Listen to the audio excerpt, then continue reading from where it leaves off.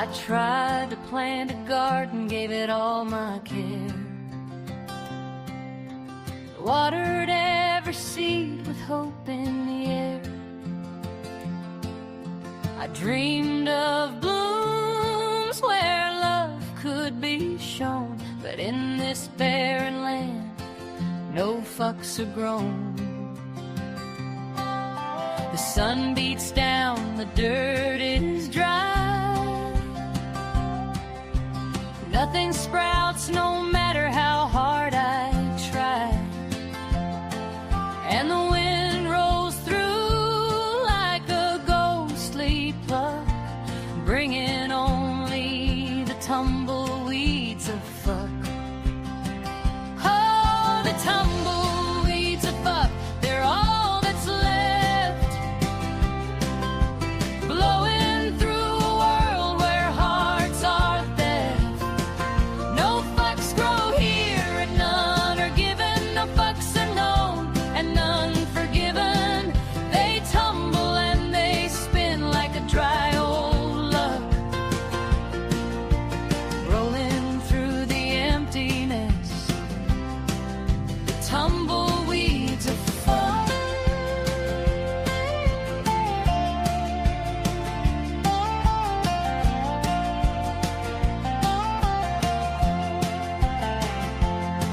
I asked the sky to rain and a little care,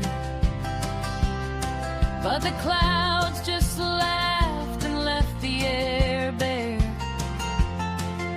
I sowed my love in rows so neat, but all that came up were the weeds of defeat. The cactus shrugged, the sagebrush sighs, and the tumbleweeds dance beneath empty skies. A lonely ballet, a dusty parade, in a land where no fucks are ever made. Oh, the tumbleweeds of fuck, they're all that's left, flowing through a world where hearts are theft. No fucks grow here and none are given, no fucks are known and none forgiven. They tumble and they spin like a dry old love, rolling through the emptiness, the tumbleweeds of fuck. You see, some folks say, why plant it all when the seeds just withered and the dry winds call? But me, I'll tip my hat, sing to the dust, and honor the tumbleweeds, the tumbleweeds of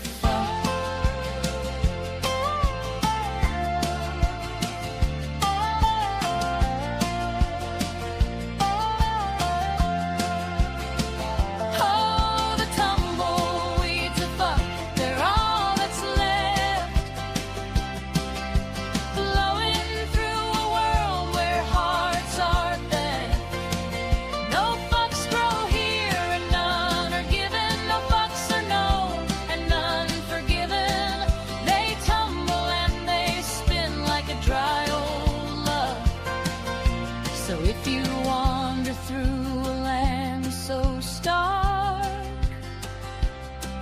where nothing blooms but the empty dark, tip your hat, let out a little chuck, and wave to the tumbleweeds, the tumbleweeds of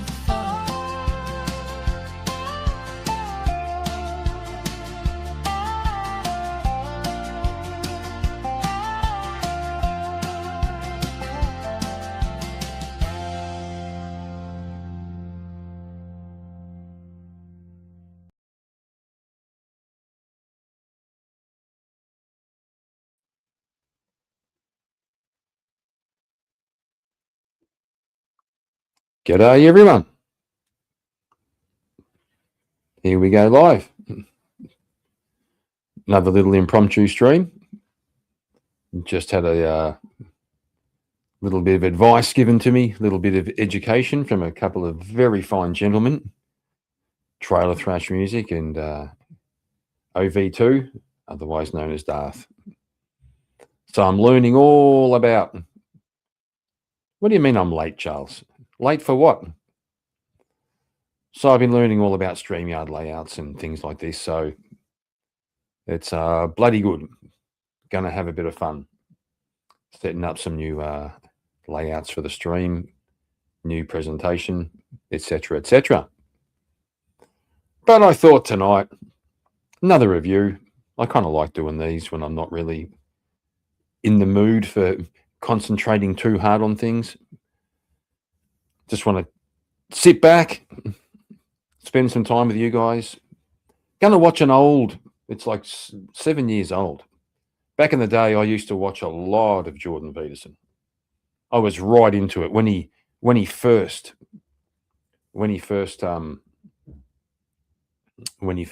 came onto the scene, when he exploded after his little home video about, what was it, C-16, the Canadian law that was being passed about compelled speech. Charles, I wasn't supposed to be at 1740. It's just whenever I boot up the stream and I start preparing it, it announces that I'm doing it before I even hit go live. So don't blame me. Blame the system. So, yeah, Jordan Peterson was doing all the interview rounds, and we were all getting to know what he was about. Yeah, Charles, I heard recently, he had one a few years back that was pretty fucking bad. I really feel for the guy. And apparently he recovered from that. And I saw his daughter make an announcement recently. I haven't looked into it too much, that he's had another one. It sounds like a living hell. I would not wish what he's going through on my worst enemy. So I really hope he comes through it okay. That's dreadful stuff. So there was an interview. The famous interview he did was with Kathy Newman, with a huge gotcha moment where he even said, "Gotcha." Right. I think it's had tens of millions of views.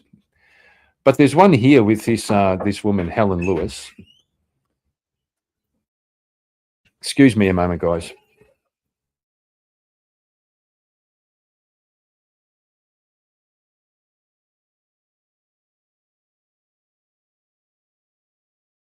Love you. Sorry, the daughter was coming in to say love you, goodbye, because she's going out for the night. So she has no sense. Love, I'm streaming, right? This is serious love. No, just wanders in. Hey, Dad, love you. I'm going out. Yeah, he owned her ass live. It was epic. This one with Helen Lewis, it's had plenty of views, but I think it was even in some ways more profound, because the one with Kathy Newman was kind of a caricature of bad faith. She said 50 times. So what you're saying is, when he wasn't saying that, in this one, it was a potential for a really good debate or conversation. One of the things that he said in an interview later was that the difference was with the Kathy Newman interview, backstage, they were all very cordial. They were all very polite, professional. And then when they sat down, they got into, this interrogative interview mode. He said with Helen Lewis, the disdain was palpable in the background even before they started. So I thought, let's run through this one. It goes for a bit.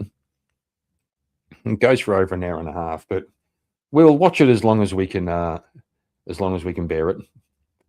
And you never know. We'll see who turns up. But let's have a look at it.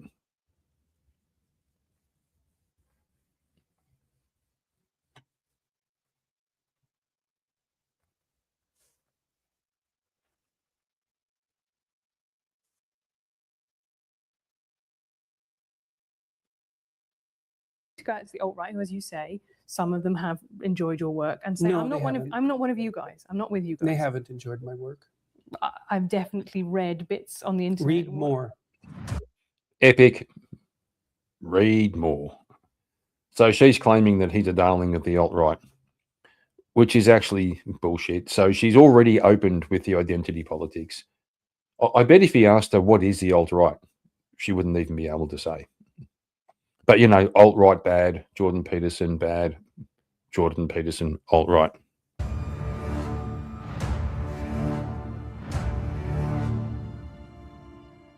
You've sold 2 million copies of 12 Rules for Life. You have 800,000 followers on Twitter, 1.4 million followers on YouTube. What is it that you're selling that so many people want to buy? I don't think I'm selling anything. Well, I went to a show where you were selling tickets to your show, so people are willing to pay a lot of money to see you speak. What is it that you think that people are hungry for? They want to hear from you. They're hungry for a discussion of the relationship between responsibility and meaning. And we haven't had that discussion in our culture for 50 years. We've concentrated on rights and privileges and freedom and impulsive pleasure. And Me too. those are all useful in their place, but they're shallow. And that's not good, because if people are moored shallowly, then storms wreck them and storms come along. So I'm talking to people about how they can build a foundation underneath them that works. And people need to know that, because otherwise their lives are harder than they need to be. What is it that you have that no one else has? What are you offering that no one else is right now? It's a good question. I think that is what I'm offering. That's not part of the public discussion, and it's grounded in my clinical knowledge. So I've been a clinician for a very long time, and I'm familiar with the works of most of the great 20th century clinicians, and a reasonable amount of philosophy and a good swath of literature. And I'm a credible scientist, and so I can bring that all together. And I've tried to bring it all together and to make a case for the significance of individual life and the psychological necessity of courage and nobility and responsibility, these things that sound old-fashioned, but are old-fashioned in the best sense. They're old-fashioned because they've lasted forever and they're absolutely necessary. And people need a call to responsibility because they need to mature. They need to want to be adults, and I don't think we do a very good job in our culture of making a case for why it's a good thing to be an adult. And two things really made you famous, which is, first of all, is the book, 12 Rules for Life. The second one, I think, was an interview that went viral with Kathy Newman of Channel 4 News, which she talked about Joe men Rogan's and women. podcasts help plenty too. Right, he's got a big, big following. But that was, I think, really fascinating, that interview, because it was specifically about men and women. And you said at the time, YouTube skews very male and your fan base is very male. Is that still the case? Are you still primarily talking to men? I would say the talks are probably 60-40, 65-35 male to female. The book sales, I don't know. I doubt it, because usually it's women who buy books, although men do buy nonfiction if they buy books. We don't know the demographics on the books. But the book has definitely expanded my audience, I would say. And that's a good thing as far as I'm concerned. I mean, I never set out specifically to talk to men. My students for most years at university have been primarily female. I think most of my graduate students have been female. That's an interesting point, because he was always accused of, rousing up young men, as though there was this whole narrative that, watch out, he's getting the young men, he's making them activated, he's making them feel good about being competitive. What are the men going to do if they all become sure of themselves? And he says there, he actually wasn't specifically speaking to men. It just happened that the message resonated with young men and older men. Might be about 50-50, but I think it would probably tilt more in the direction of female. So it wasn't something I set out to do. I think, though, that, as I said earlier, well, I can't tell how much of it is merely a consequence of the fact that YouTube skews so male. It might also be something to do with the call to take on voluntary responsibility. I'm not exactly sure why that would be more necessary for men right now. I think it might be because our culture confuses men's desire for achievement and competence with the patriarchal desire for tyrannical power. And that's a big mistake. Those aren't the same thing, even a bit. So, and it's very inappropriate psychologically and sociologically to confuse them. So, well, one of the things I want to come back to is this idea. So that you say in the book, there is masculine order and feminine chaos. no, actually, I say that those are symbolic. Charles, there was a time in my life, not that long ago, when I was reading Jordan Peterson, and making my bed at that time was an achievement. I'm not going to lie. I'm not going to lie. Representations of the two things. Right. Okay. So why is order masculine?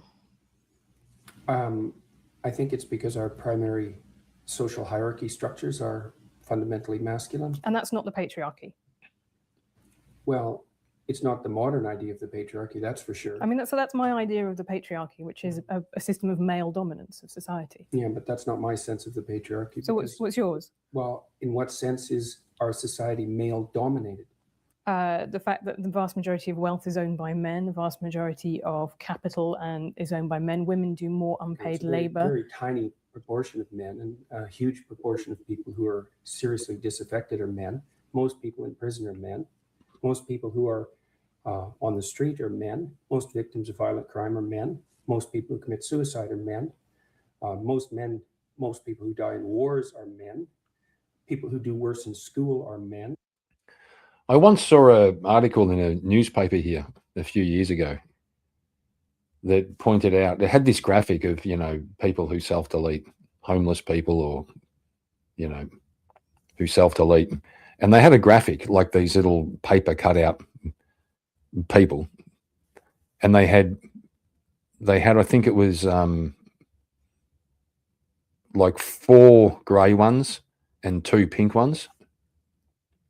It was something like that. Whatever the number was. And the headline was 25% of people who self-delete are women. Which is bad, but I thought it was an interesting angle to take. Instead of saying 75% of people are men, the emphasis was on the women. And this isn't to say whataboutism or anything like that. It's just a focus that Jordan's talking about here. Most men in history were not CEOs. Most men in history weren't rich. Most men in history were doing it damn tough, and many still are. It's like, where's the dominance here precisely? What you're doing is you're taking a tiny substrata of hyper successful men and using that to represent the entire structure of Western society. There's nothing about that that's vaguely appropriate. But I could say equally well that most rape victims are women. Terrible things happen to people of both sexes. And you could say that with perfect utility, but that doesn't provide any evidence for the existence of a male-dominated patriarchy. Well, it just means that terrible things happen to both genders, which they certainly do. But there are almost no women who rape men, for example. So that is an asymmetry there in sexual violence. Well, yes, there's an asymmetry. Yeah, there's asymmetry in everything. In all sorts of places, but that doesn't mean... There's an asymmetry in violence against minors. Guess who's the most violent against minors? Guess who's the most violent against the elderly? There's an asymmetry there. That Western culture is a male-dominated patriarchy. The fact that there are asymmetries has nothing to do with your basic argument. No, but you might This is a trope that people just accept. Western society is a male-dominated patriarchy. It's like, no, it's not. That's not true. And even if it has a patriarchal structure to some degree, the fundamental basis of that structure is not power, it's competence. That's why our society works. It's only when a structure degenerates into tyranny that the fundamental relationships between people become dependent on power. It's not power. If you hire a plumber who's likely to be male, it's not because there's roving bands of tyrannical plumbers forcing you to make that choice. And it's the case with almost every interaction that you have at the face of our culture. You're dealing with people who are offering a service of one form or another, who are usually part of the broad middle class, and who offer And what you're looking for is the person who can offer the best service, and you can find it. It's not a consequence of being dominated by anything that's tyrannical. And then again, our culture, our Western culture, which is by no means perfect and certainly has tyrannical elements like all cultures do, is the least tyrannical society that's ever been produced, and certainly the least tyrannical society that exists now.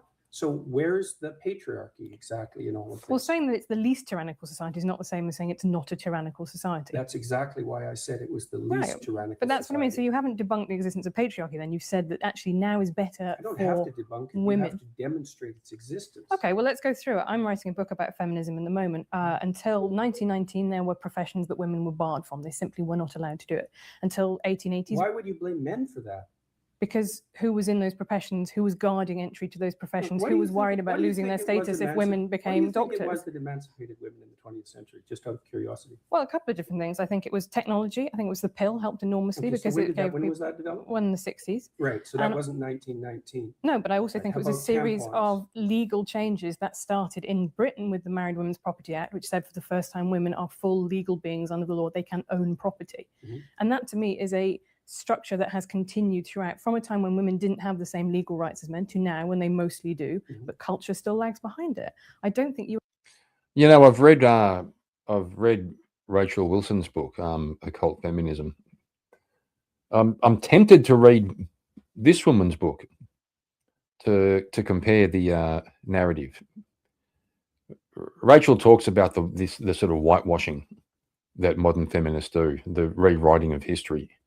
And Rachel proposes that in her book, she's giving a true account of the foundations of feminism. Excuse me. The funny thing is, there was going to be a vote back in the day, back in the early 1900s, should women get the vote. And the feminists who were pushing for that blocked there being a vote because they knew that most women would vote against it. Right? They didn't want the women, the feminists didn't want the women to vote on whether women get the vote because they knew that most women would say no. So what is she talking about? and I are necessarily talking at such cross purposes. It's just that your conception of patriarchy, as I see it in the book, is that quite a lot of men are quite nice and they do nice things for women. And No, that's not my conception of patriarchy. Will you- And I don't require men or advise them to be nice, Well, ever. Well, you do talk about the guy who's the tampon king, the sanitary towel king of India, I right? wouldn't call that nice. Okay, I would what call would you- that brave. Okay, Did you read about his life when he was trying to develop that? yeah. God, it was absolutely miserable, and he did it anyways. He Right. freed all sorts of women as a consequence. And I It's think that not was nice. That's courageous. That's noble. That's visionary. It's not nice. I think it is also nice. I think it is also something that is, it is honoring your social obligations. I'm not so sure that that's a social obligation because many other people would have done it had it been a social obligation. He said what he was concerned about. He saw that his wife was suffering with her monthly period and had to choose between feeding her family and taking care of herself properly, and chose to feed her family and thought he would do something about that. That goes way past nice, especially given what he had to suffer through to do all the experimentation that produced his eventual technology. So this whole patriarchy thing, I think you have no idea how pernicious and dangerous it is. Well, no, You I know, don't. men I and really don't. women- Go on. Throughout history have fundamentally cooperated to push back against the absolute catastrophe of existence, a terrible death rate, the probability of chronic starvation, early death, disease, the difficulty of raising children with all the death that was associated with that, and to look backwards in time and say, well, basically what happened was men took the upper hand and persecuted women in this tyrannical patriarchies. It's absolutely dreadful misreading of history. It's a terrible thing to teach young women, and it's a horrible thing to inflict upon men. I mean, I absolutely disagree with you. I think that's like saying slavery in the US was actually most people cooperate. Well, no, you didn't. You had a system where one set of people owned another set of people. What the fuck is she talking about? Well, this is where the feminists adopted the civil rights, these sort of strategies of the civil rights movement. That's why it became a political thing. They're going into identity politics, and they're going into the sort of the Marxist oppressor class. So the civil rights movement was probably justifiably working on those grounds, and the feminists adopted the same strategy. We'll turn it into a civil rights movement. So she's literally equating slavery with traditional marriage, traditional gender roles. And until women got full legal rights, they could own property for themselves, they could work. Essentially, they were owned. They were You're first attributing their owned lower- by their you're fathers and attributing then by their lower husbands. status to the domination by men. You Yeah. already said that you thought that what emancipated women primarily in the 20th century was technological revolution. No, not Okay, so primarily, which but is that's it? one of two. I think that's It's two not things. primarily, eh? No, you I don't think the pill was a primary force in the emancipation of women, I think or it the was- invention of tampons, let's say, or the provision of proper sanitary facilities, toilets, and that sort of thing. You're thinking instead it was the action of courageous feminists in the 1920s that produced a social revolution that overthrew the patriarchy. That's your theory. Yeah, I think. That's a foolish theory. Well, I'm very sorry to hear you say that, but I think to quote you in the Kathy Newman interview, I think it's a multivariate, right? I think there are lots of different things that all contributed to Well, women then gaining let's full not rights. be assuming that Western society was a tyrannical patriarchy. Well, no, but that's then, one as our of them. fundamental And then assumption. other things happened as well. So you have the pill, you have the dishwasher and white goods, labor-saving devices in the home. I think all of those were really important. But you also have things like campaigns for the vote. Yes, you also have things like that. Yes. So how, when in a system that existed in England until 1918, when half, Why would you even want to look at history like that? Like, what's your goal? because I Exactly. think the people who don't look at history are condemned to repeat it. And I think that we are. What are we gonna do? Repeat the persecution of women? That you Yeah. think that's a realistic possibility? Yeah, we're sitting And How here. do you see that? We're sitting happening? here in America, right, where we've just had a fifth judge appointed to the Supreme Court who is now anti-abortion, is now conservative. I think that abortion rights are absolutely fundamental to women being able to function as full humans in society. And I think that is now under threat in America. I think it is extremely smug and complacent to think civilization has peaked. It's all upwards from here. Yeah. Well, good luck with that, I suppose. It's a living. Like, there are lots of people who agree with me. There are lots of people clearly who agree with you. I wanted to. No, there are just a lot of people, I would say, who are coming to listen to what I say because they're sick and tired of having their desire to move forward in the world and to achieve something and to take their place as adult males, let's say, who are under the weight of accusations that their ambition and forthrightness is a manifestation of something that's fundamentally tyrannical. They're not happy with that. It's not doing anyone any good. And it's also not true. It's really a terrible thing to do to young men. And it's happening all the time. That's why they're bailing out of universities like mad. There won't be a man left in the social sciences in 10 years in the universities. And it's no bloody wonder. It's an unhospitable place. And it's unhospitable precisely because of this doctrine. It said that throughout history, the fundamental relationship between men and women was one of power, essentially slavery. It's like, fine, believe it if you want. It's not going to do your relationships any good, I can tell you that. So Okay, well, we'll see how that one goes. I'm currently married, but I'll raise it with him. I think the universities example is a really fascinating one because you talk in the book about the fact that now women are a majority on 2/3 of college courses in the US. And I've also seen you saying, well, you believe in equality of opportunity, but not equality of outcome. Maybe it women. isn't only that I don't believe in equality of outcome. I think it's an unbelievably pathological wish and doctrine. Right, And it's but very okay. dangerous. History has demonstrated exactly how dangerous it is. Equality of opportunity is something that anyone with any sense would support, but equality of outcome, it's. So what's your problem with there not being beyond belief to support equality of outcome? Okay, so what's your problem with there not being enough men in the social sciences? Perhaps women are just cleverer. Perhaps that's why there are more women at university, right? be. Under your doctrine. I don't think that, but that's Well, I think the logical problem extension I of your have with it doctrine. isn't the fact that there's an unequal distribution. That isn't the logical extension of his doctrine. It's just not. She's making shit up. And the problem I have with it is that the reason that men are bailing out is because of the prevalence of the doctrine that you're espousing. That's the problem I have with it. It doesn't matter that much. They will bail out. I don't see any way that the universities are going to redeem themselves in the next decade. So, and maybe that will be fine, but I doubt it. We'll see. That seems extremely pessimistic when the numbers of people going to university just generally are going up. Yeah, well, that's not going to last for very long. Why not? Because it's too expensive and the universities are doing all sorts of things that aren't acceptable. It's also not necessarily a good thing that more and more people are going to university.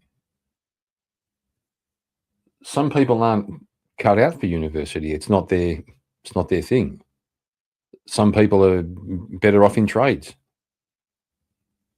some women are better off just staying home being a mum. This idea that the more and more people, like everybody has to go to university, kind of a crazy idea if you think about it. Mostly ratcheting up the price. So, and decreasing the quality of what they're offering and playing into the hands of the people who are ideological acolytes of the identity politics routines and playing postmodern stunts and pushing neo-Marxism and all these things that are characteristic of the social sciences and the humanities primarily. See, this is where I find you fascinating to me, because you talk in these quite apocalyptic terms. I think that someone who will listen to that and think, wow, there's a really big problem. But what we're really talking about is some irritatingly postmodern professors and some students with blue hair and funny ideas about gender in a handful of courses around America and If that's what we were Western Europe. talking about, no one would have paid attention to me for more than about 15 minutes. So you might see this as some surface manifestation that's irrelevant, but that isn't how most people view it. It's certainly the case too that this identity politics battle of ideas was a determining factor in the last American election. If Hillary wouldn't have played identity politics, played cozy with the identity politics type, she would have kept the working class and she would be president now. So these aren't trivial issues by any stretch of the imagination. It's not just some kids having a decent time while they're being creatively rebellious at university. It's a much deeper problem than that. The doctrines that I'm opposed to are predicated on, well, one assumption they're predicated on, it's probably the primary assumption, is that the best way to view history is as the domination of a tyrannical male patriarchy. And that's true also particularly of the West, which is a doctrine I find absolutely unpalatable and historically absurd, biologically ridiculous and ungrateful, among other things. Who's ungrateful, sorry, in that? Who is being ungrateful? Look at what you have. Right. You live in the best society that's ever been. So he's saying you're being ungrateful.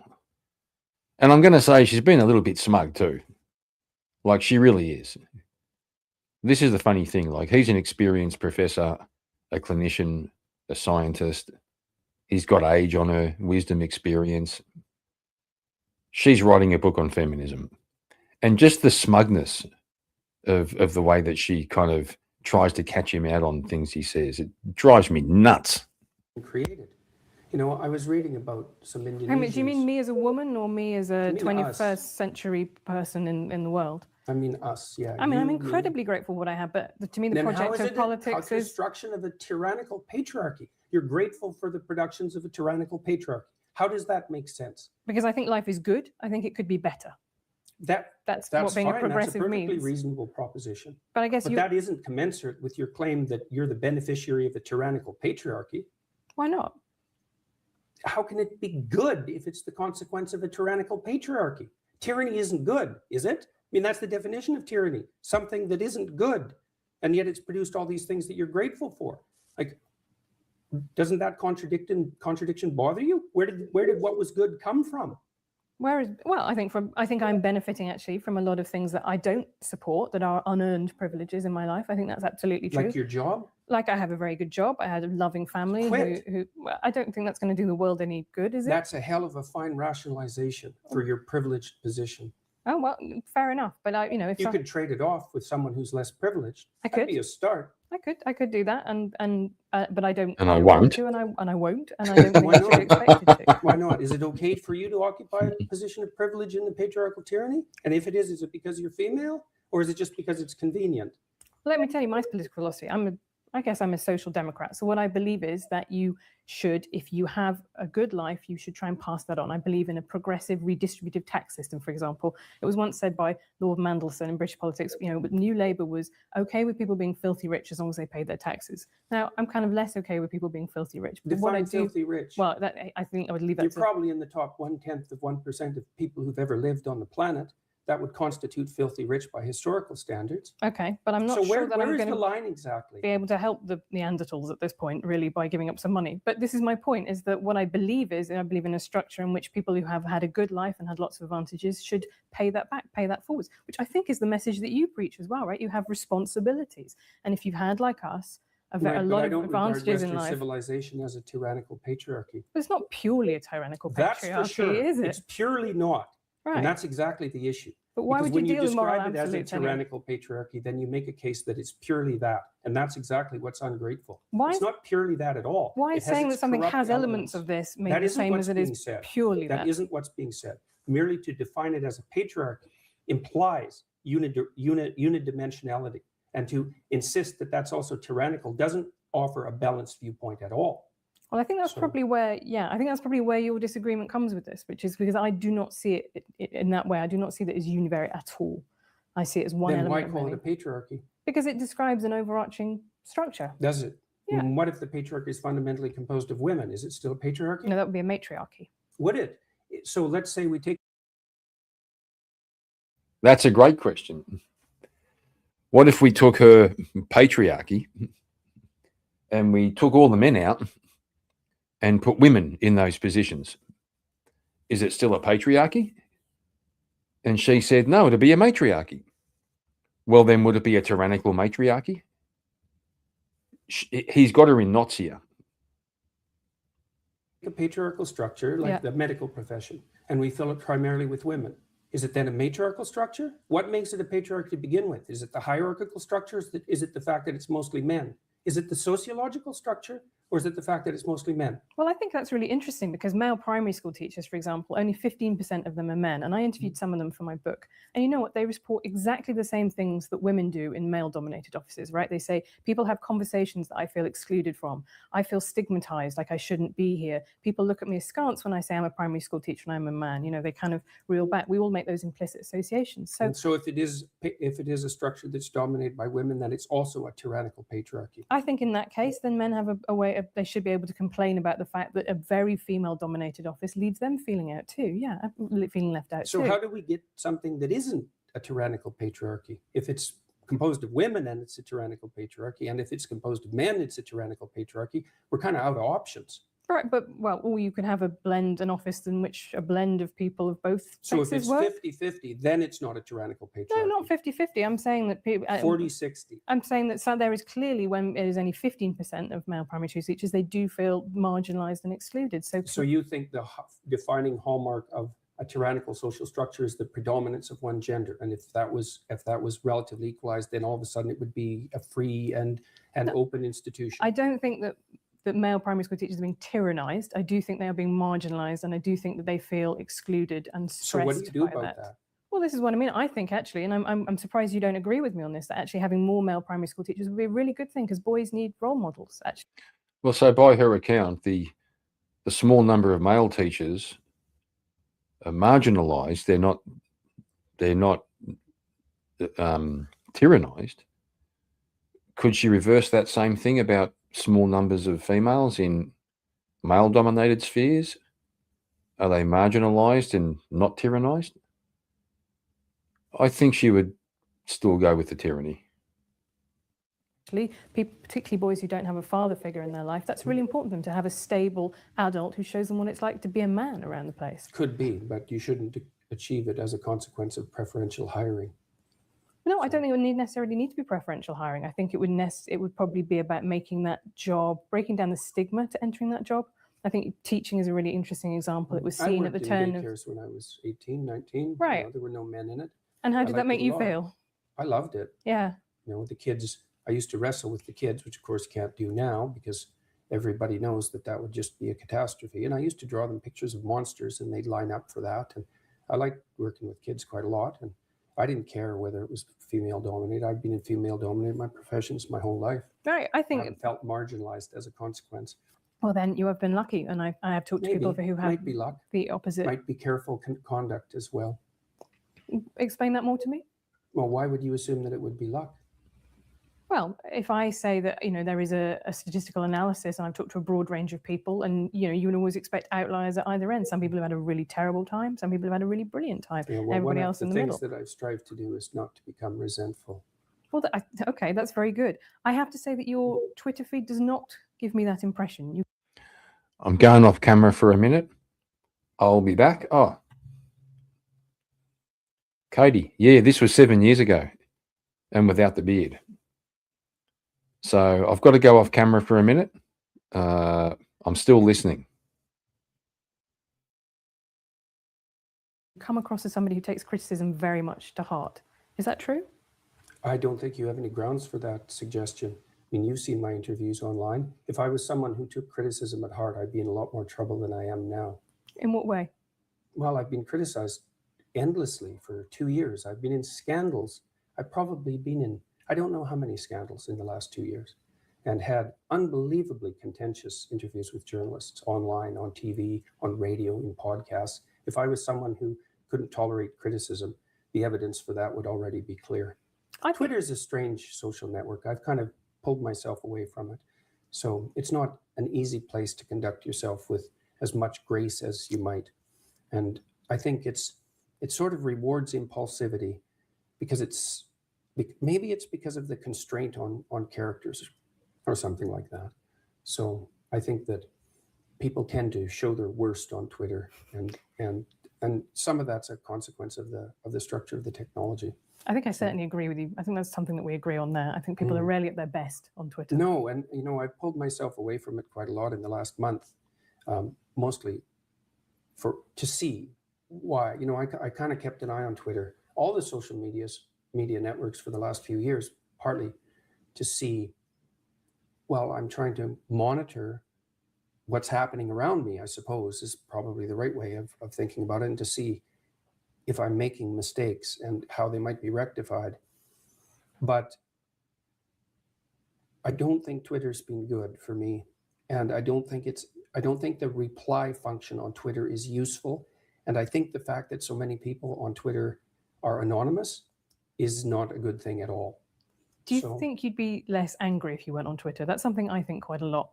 I would be come into contact with less things that annoyed me on a daily basis. Oh, I think there's no doubt about that. Yeah. I think that's definitely the case. And I've talked to other people who've pulled back from Twitter and experienced the same thing. I don't know what it is exactly, but there's something about Twitter that seems to really heighten the desire of people to be provocative. And maybe it's the case that only people who are feeling irritable respond. We don't know, like if you put up a post and 1,000 people read it, certainly 1,000 people don't respond. A few people respond. Well, maybe it skews way over to those people who had a bad day. Like, we have no idea, right? Because it's a communication channel that no one understands. We're not evolved to understand it. We're not evolved to use it. We can't interpret it.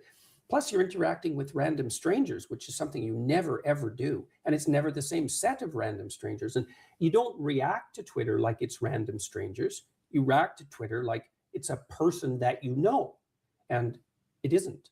You write in 12 Rules for Life about having had violent impulses that you didn't act on. And I think in Maps of Meaning, you sort of elaborate on that. You say you fantasize about stabbing a classmate in the neck. And you say you're very clear about the fact that you've never, ever thought that you would take those seriously. But it just does make me think whether or not, are you somebody who thrives on anger, who finds anger to be something that they need in their life, that they find motivates them to do the things that they need to do? Those are two different questions. Okay. You can answer them both. One is whether I thrive on it, and the answer to that is most certainly not. So I actually don't like conflict. Then how have you ended up doing this as a job, which is arguing with people, right? Just because no, that's not my job. It's not to argue with people. Okay. So my job is to not do things that I don't think I should do. Right, and my government made the mistake of assuming that compelled speech was acceptable as long as it was motivated by hypothetical compassion. And that's not happened for me. So I made that point. It wasn't because I wanted to or because I enjoyed it. I don't really like conflict. I'm actually a rather agreeable person, which is partly why I'm a clinician. And so I find the constant conflict exhausting. But that's not the issue. You're not morally obligated. You're morally obligated to do things other than that which you like. So now I really do enjoy the lecture series that I'm doing. And the reason for that is that it's not political in its essence. I'm trying to do everything I can to bring people who are trying to develop a vision for their life together and to encourage them to act more responsibly, but not in a finger-wagging sort of way, but because I've come to understand that the meaning that sustains you in life is mostly to be found through responsibility and through the voluntary adoption of responsibility, you're very likely to find your fundamental strength. And I think that that's clinically unassailable observation. And that's all very good. And I'm very pleased to be doing it. And it seems to be having a salutary effect as far as I can tell. And, but it's not because I thrive on anger. I mean, you were at my show, what, On two days Thursday ago? night, yeah. How much anger was there in that? Well, I thought it was fascinating because it was in Long Island. We drove to it and we went past a Lamborghini dealership, a Porsche dealership. You know, this is not a poor area. The audience was, I would say, very as I was surprised how many women there. It was pretty mixed. It was overwhelmingly white. And I thought you talked, you said it. Really? Really? We drove past a Lamborghini dealership. We drove past a Porsche dealership. So, it's rich people. And overwhelmingly white. Well, fuck me. He talks to rich white people now. She was there. She's white. I'm sure she ain't short of a quid. Maybe she should have given up her seat for somebody who wasn't white and well-to-do. This is almost hilarious. Again, I was more incoherent than I normally am. You ranged across quite a range of subjects, from status in monkeys to perception. But the things that the crowd clapped and they applauded, where you went, oh, you can't say that. That's a microaggression, or multiculturalism is a scourge that is sweeping Canada. And what I got was a strong sense that has swept Canada. Okay. Well, what I got was a very strong sense of people whose lives. I never said that it was a scourge that swept Canada either. I wouldn't have said that. Okay. Well, I will go back and check your exact wording of what you said, but you definitely. I'm not in favor of it as a fundamental doctrine. Right. Okay. But I don't think it's a scourge. So I wonder if you and I mean the same thing when we talk about multiculturalism, because you have a First Nations room in your house, right? You have a lot of First Nations stuff. How is the coexistence I'm the honorary member of a First Nations family, as a matter of Which fact. wonderful. I have a First Nations artist when I went to Canada last year. But that to me. You know, some of my best friends are black. We're doing a little bit of that. Oh my God. Is the essence of Canadian multiculturalism, living that culture being preserved and living alongside the Anglophone culture that in some senses supplanted it. How is that not multiculturalism? Well, multiculturalism is the idea that the cultures can all be put together in a single place with no overarching structure or undergirding structures. Like, that's not the case. How can that possibly be the case? That defines the situation in the world. I was just going to say that. That's the world. You want to see multiculturalism in action? Look at the world. It's multicultural.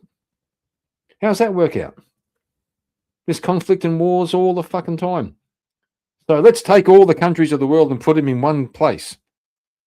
That'll make it better. And the world is full of war. So how can that possibly work? If you're going to bring people together and they're going to exist together in harmony, they have to be playing a game that everyone plays, that everyone knows the rules for. It can't be 10 different sets of rules for different people. That isn't going to work. So it's absolutely naive to believe. How, if that worked, the world wouldn't be full of war. Well, before we had, multiculturalism, we still did have war. In fact, war is, as Steven Pinker, I'm sure you read what Steven Pinker says, this is the least violent time in human history. So yes, something that's a consequence of working. The patriarchal tyranny.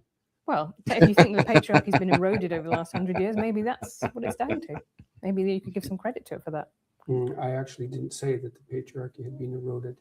Well, because you don't believe it exists in the first place. Fair enough. But my definition of multiculturalism is citizenship-based, right? So you can be both Canadian and First Nations. You can be both Quebecois and also Canadian. But that means that everybody in the multicultural milieu is one thing and another. Right. But they're all one thing and another. Yeah. Yeah, well, our Prime Minister said, well, there is no Canadian identity. It's like, well, okay, what is it that unites us? Well, nothing. We all protect our cultures. It's like, well, that leads to war. Okay. It doesn't only lead to war, obviously, but unless you have people operating within a shared framework of perception and value, they can't cooperate and compete peacefully. I don't understand how that's even a disputable topic.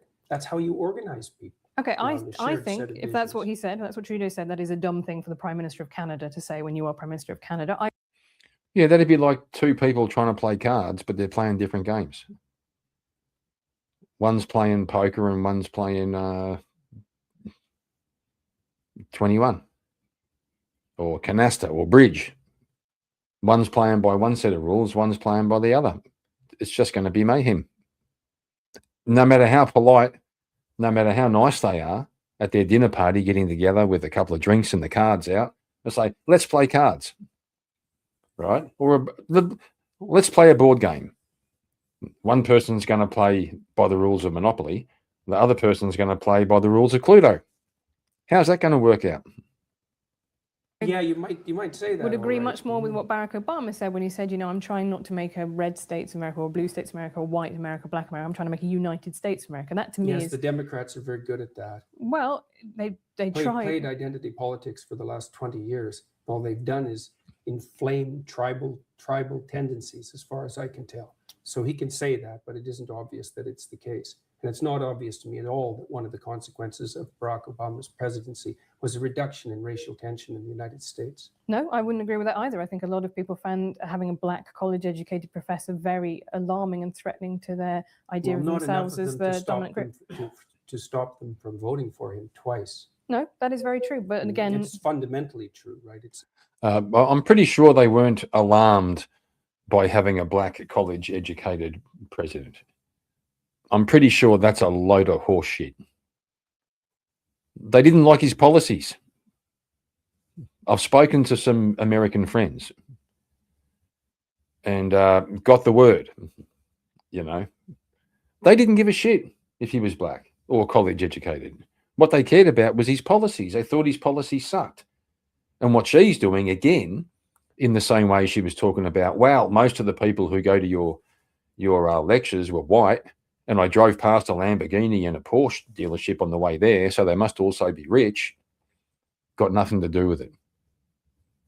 I reckon most of the people who hated Obama as a president couldn't give a shit what color he was.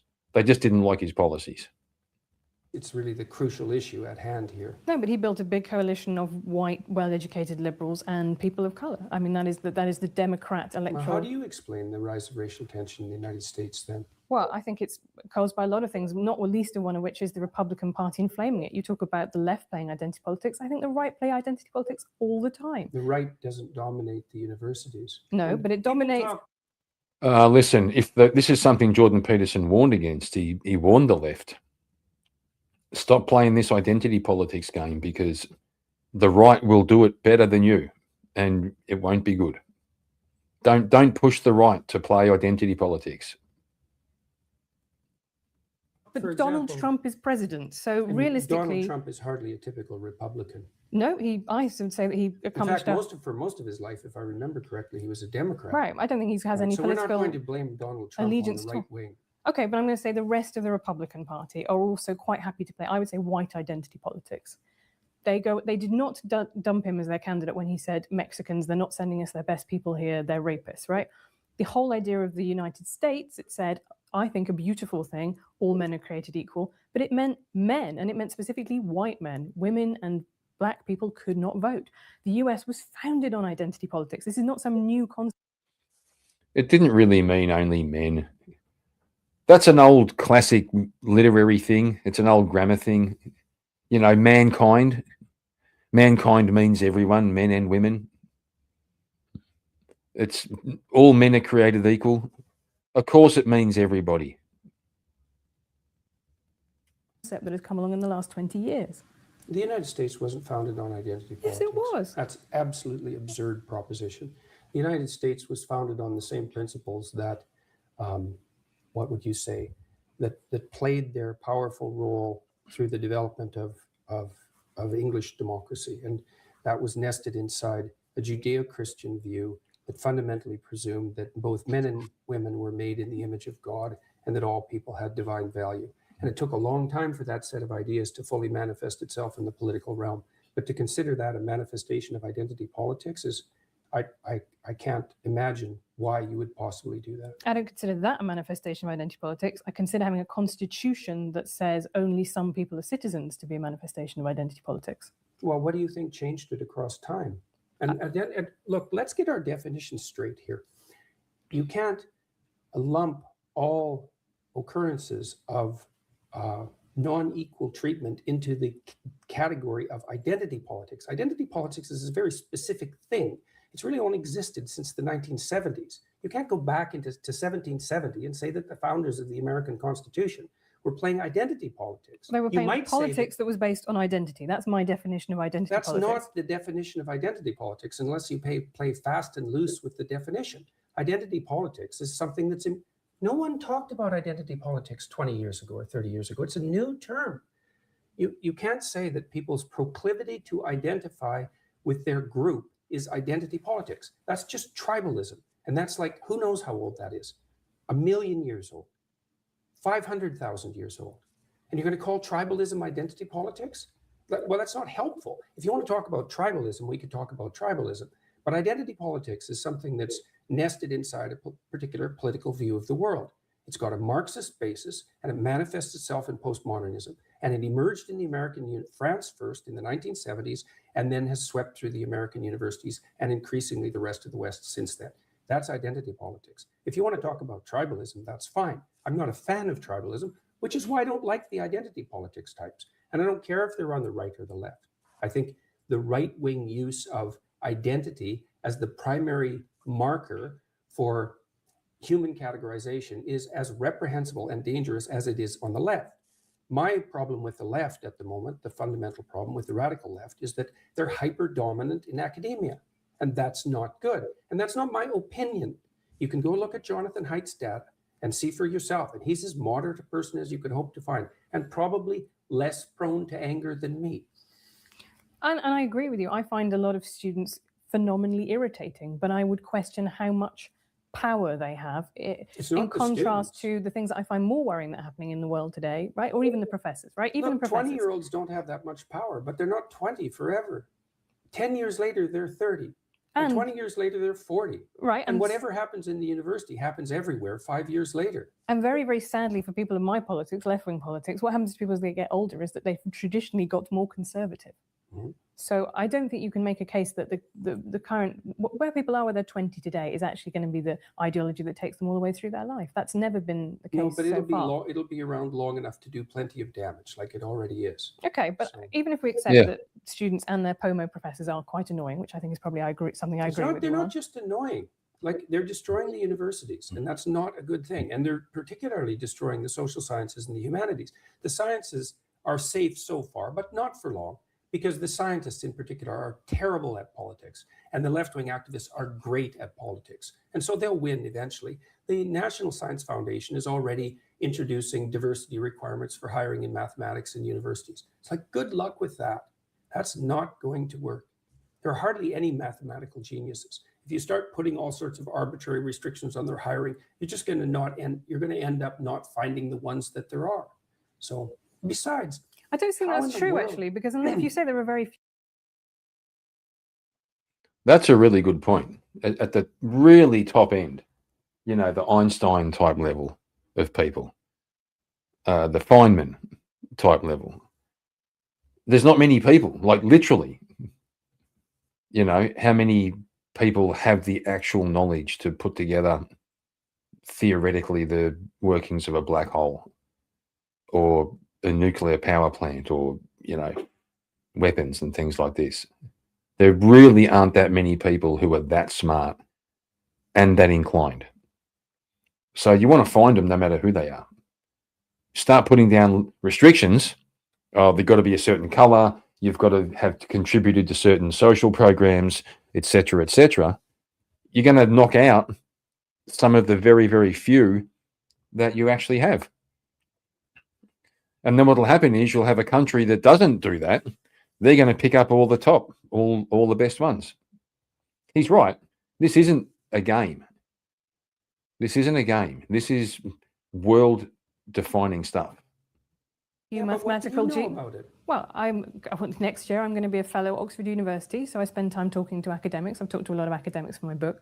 I do agree with you. There is an illiberal strain that is sweeping through a lot of universities. I don't think it's an existential threat, and I certainly don't think it is, to me, the biggest issue in world politics today. It's the one that I would choose personally. What do you think is the biggest issue? I think that the rise of strongmen, authoritarians around the world is very worrying, and that's one of the reasons that I find the subtitle of your book It is very fascinating, worrying. because it's called An Antidote to Chaos. Why isn't it an antidote to order, which you also say in its excessive manifestations is bad? I've said that. Well, you can't write a book about everything. No, but you've specifically chosen Antidote to Chaos. So But why I is also have chaos the big... 300 lectures on. Because leftist chaos is the dominating theme at the time in politics and culture. And by the way, his second book was addressing order, about how to not have too much order, if you can put it that way. Like he said, you can't write a book about everything, but he wrote a book about what he perceived as the dominant narrative, the dominant discourse, the most prevailing problem. He wrote about that. And she's, well, what about everything else you didn't write about?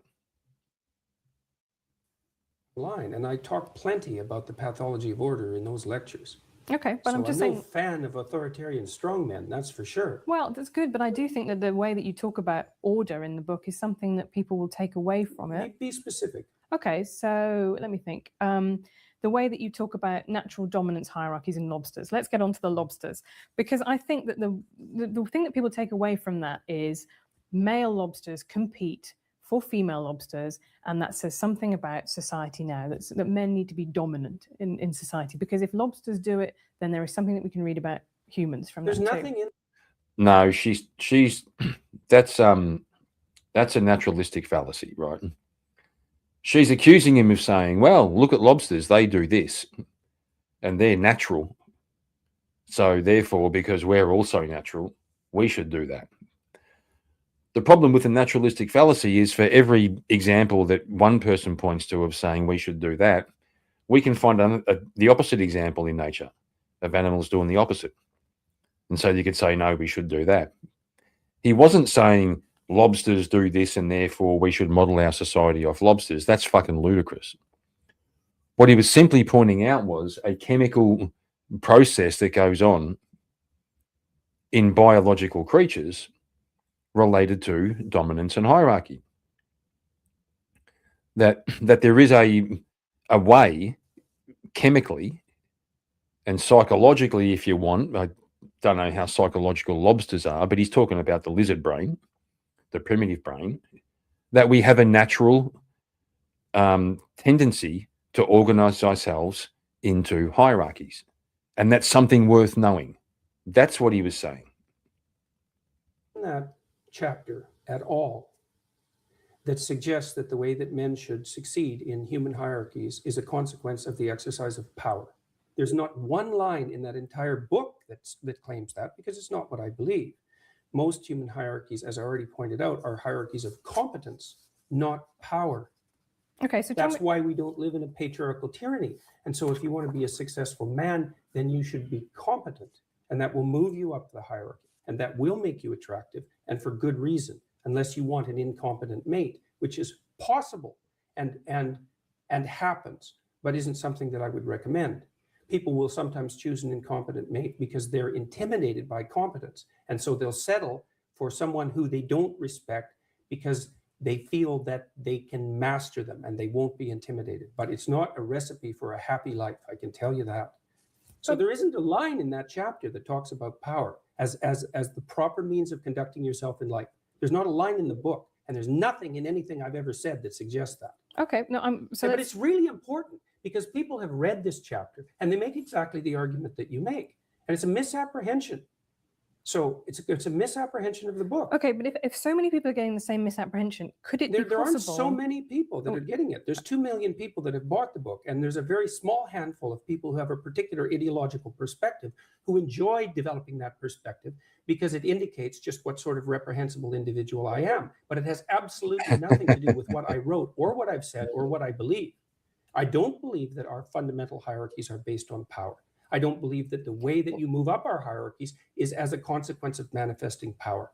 It's competence. Okay. My big problem with the lobsters is that it's scientifically bollocks, right? It's just, you cannot read across from lobsters and what they do to what Of humans course do. you can. That's why serotonin works on lobsters. But it works You- in two different ways. So serotonin makes lobsters more aggressive. It makes No, humans it makes them more less dominant. aggressive, right? That's No, what happens. that's not right. That Serotonin makes human beings more dominant but less aggressive. Mm. And the only reason it makes them more dominant is because they're less irritable and they're less defensively aggressive. So it's not bollocks. I know my neurochemistry. So if you're going to play neurochemistry, let's go and do it. Okay, well, you say antidepressants work on lobsters. Yes, they do. They And- make a lobster that's been defeated in a fight more likely to fight again. That's not the same mechanism that It's the happens same in mechanism. humans. Yes, Because it is. lobsters It's the don't same get mechanism. depressed as the way that humans are. I think you're anthropomorphizing into a ridiculous degree. These are I think creatures that urinate out of their faces. That's a fallacy. That's an appeal to incredulity. These creatures urinate through their faces. Therefore, we can't draw any inferences from any similarities between the, I don't know, brain structure, the internal chemistry. They urinate through their faces. Therefore, you, Dr. Peterson, with your background in psychology and science and your clinical practice and all your research, it's bollocks, because I'm writing a book on feminism. I think that the fundamental issue among knowledgeable animal behaviorists is that anthropomorphization with animals is generally the appropriate tactic unless you have reason to doubt it, which is because there's continuity between us and animals rather than discontinuity. And the idea that the anthropomorphization of animals is inappropriate is something derived from 1950s behaviorism.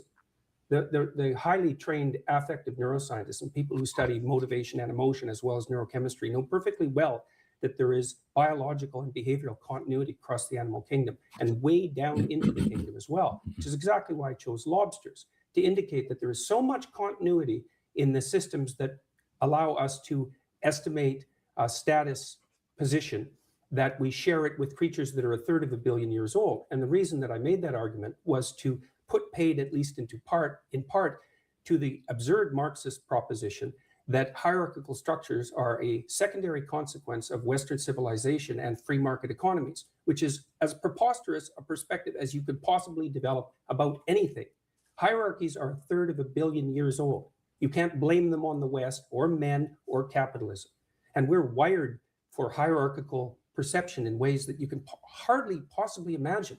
Even our ability to rank order a set of objects seems to be tightly linked to our ability to assess the relative status of people in our social milieus. So, and the biochemistry is very, very similar. And the reason we know that is because most of the drugs that are used on people are first tested on animals. Now, it's not often animals as primitive as lobsters, but it is plenty. So a lot of what we know about neurological structure, for example, is a consequence of studying the flatworm, which is a much more primitive organism than the lobster. Continuity is the rule. Okay, so what can we learn from killer whales that live in matriarchal pods, often led by a grandmother, someone who's been through a menopause? Why? Oh my God.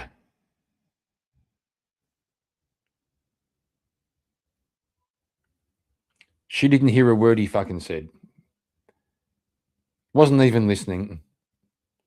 What about the whales who live in matriarchal pods? The naturalistic fallacy. He's completely avoiding the naturalistic fallacy. He's just talking about continuity in biological creatures. There's continuity. He's not saying there's good, there's bad, or that we can derive, oughts. He's talking about is. What is. So serotonin works in lobsters in a similar way it does with humans. That's just continuity. It doesn't mean we should learn anything about how to live from lobsters. It's just recognizing certain fundamental realities. But she wants to go with, what about the matriarchal whales? Fuck. Isn't that an example that you've picked to talk about in the book? It's because lobsters say the thing that ideologically you want to talk about. No, it's because they're different things. He spoke about lobsters, like I said, because he was talking about a description. So she's saying, how come you spoke about lobsters? Because it's got something to do with male dominance, but you didn't talk about these whales who live in matriarchal pods. They're different things. about, which is your belief that there is a kind of Marxist How ideology do lobsters sweeping. say that? The point that I was Yeah, there's Marxist lobsters. making, with lobsters, I just said what it was. That hierarchies have been around for a But very who long time. genuinely, really, today is arguing, apart from maybe 3 mad Marxist academics, that there is no such thing as hierarchy? Hierarchies, They're not arguing exist. that there's no such thing as hierarchy. or there They're should be no arguing such that, thing as hierarchies. oh, there plenty of them are arguing that. Really? Because I see that almost never in the wild as an argument. I see people think that hierarchy should be based on merit and What they do should you be think? more What do you equal. think the demand for equality of outcome is if it's not an attempt to flatten hierarchies or to eliminate them? What else could it possibly be? And you don't think the neo-Marxists and the postmodernists think that hierarchy is a social construction? Like, you're not talking about the same people that I know, that's Right. for sure. But this- Everything's a social construction for the social constructionists, including hierarchies. But I just don't think that is a very widely held view in the world. It might be among It's liberal arts universities. 20% of social scientists identify as Marxist. And the Where's that statistic from? look it up in Haidt's work. Okay. That's another bad faith move. Can you pull up the stats? Right.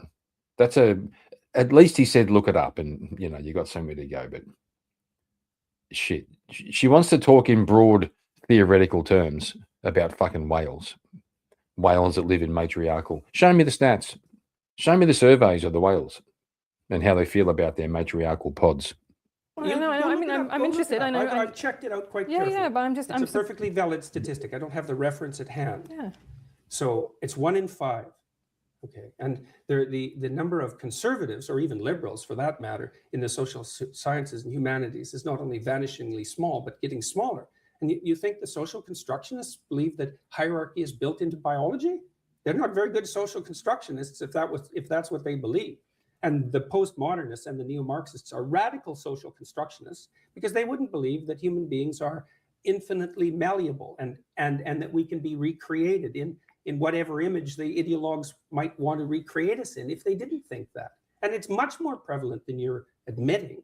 I mean, there isn't a competing position on campuses except among the evolutionary biologists and the evolutionary psychologists, let's say, and they're under complete attack. They're certainly next on the chopping block, as far as I can tell. I've been warning them for the last 2 years. Social constructionists don't like evolutionary psychologists, and they don't like biology.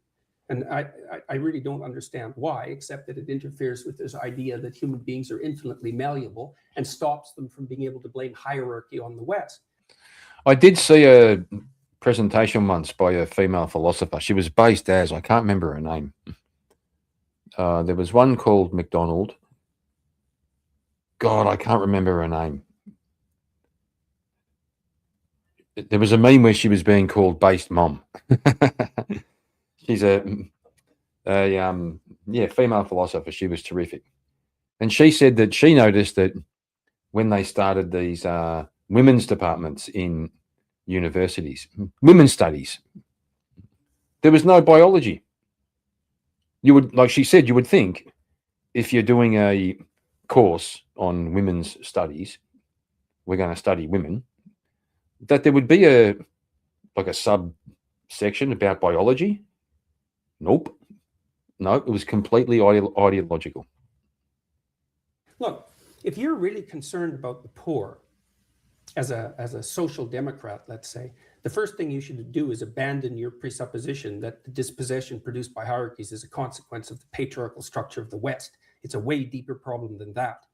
So there have been people who've been dispossessed forever, way before capitalism. Okay, I think I would agree with that. So if it is a way deeper problem than that, how do you tackle it? I don't know. Well, that's a bit, I mean, that for someone as intelligent as you, that just throw their hands up and go, ooh, maybe some people There's lots of things I don't know how to tackle. I don't know how to tackle the fact that people range. My God, she's a rude bitch. With no respect. No, she's speaking to a well-educated, decent guy, coming in good faith, running the gauntlet of politics and culture. And she's just there smug. I just imagine that she's imagining her audience watching. You know, she's going for the gotcha. She's going to show up Jordan Peterson in front of all of her feminist friends. Extremely widely in their cognitive ability either. These are big problems. Right, but I we could know- start with a redistributive tax policy, right, where people who earn a lot pay more tax than people lower down the income scale to redistribute income. That was a fairly obvious way that you could make poor people less poor. It's something that, you know, the Labour government did. They almost, I think they halved child poverty. It is possible to do things, and we do have mechanisms. Well, that I work. wouldn't make the immediate presumption that it was the redistributive tax policy that halved child poverty. You know, that absolute poverty in the world has halved between the year 2000 and 2012, and you can't attribute that to redistributive policies. No, I can't. I'm only talking about Britain. I'm talking about that particular government, which had, you know, then there are fiscal analysis that have been done. But I think let's move on from lobsters. I mean, you know, That chapter is about people becoming responsible and competent, not about them becoming like dominant and powerful. Okay, It's no, not that at all. but my problem with it is I think you got criticized by a lot of marine biologists, right, and by a lot of geneticists I think for it. one. Okay, well, I can name it. P.Z. Myers is one who's criticized you. Adam Rutherford, who's former editor of Nature, has criticized that Look, chapter. There are, you know, that is look, not. But what I think no is fascinating is reasonable that biologists dispute the fact that most organisms organize themselves into hierarchies, and that the fundamental biological mechanism for the regulation of hierarchy is the serotonin system. That's not disputable. Now, you can find animal organizational structures that vary from that, what would you call it, fundamental pattern.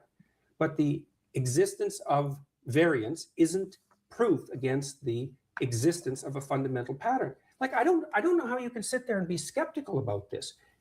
If you know the literature on hierarchical structure, you understand that across the entire animal kingdom, animals tend to organize themselves into hierarchies. But And that, very, and that the neurochemistry but of very the hierarchy different is types of serotonergic. hierarchies, right? So Well, there's a you have pattern. and That's why we know they're hierarchies. Yeah, but like you say, the pattern as if that's, you know, The hierarchy is the pattern. right. Okay, and that's fine. So chimps have one very obvious social structure, and bonobos have It's another not one. as different as people have made it out to be. No. The bonobos are Oh, the old chimpanzee versus bonobos. This is where the naturalistic fallacy comes out. Because some people will say we shouldn't look at primates because chimpanzees are violent, they tear each other apart. And then others go, but we should look at bonobos because they're into free love. Right. That was the narrative. The bonobos are the only primates apart from us who have sex for pleasure. Shit like this.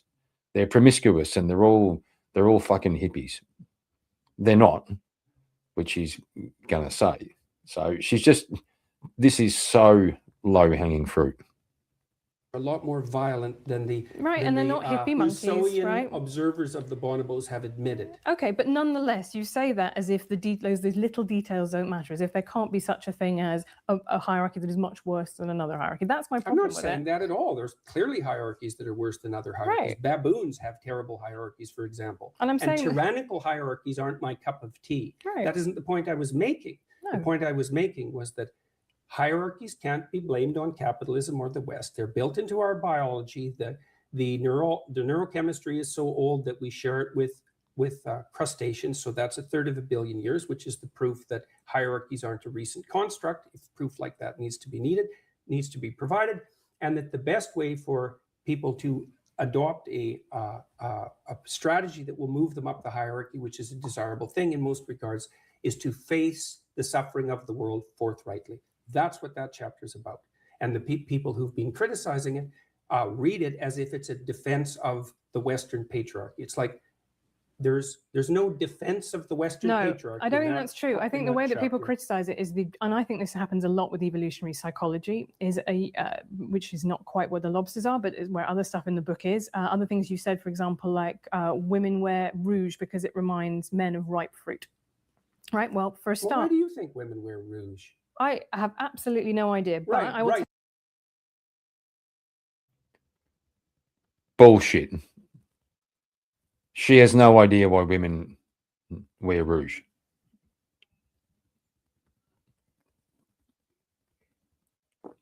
She has no idea why women wear fake eyelashes. She has no idea why women wear clothes that emphasize their hips.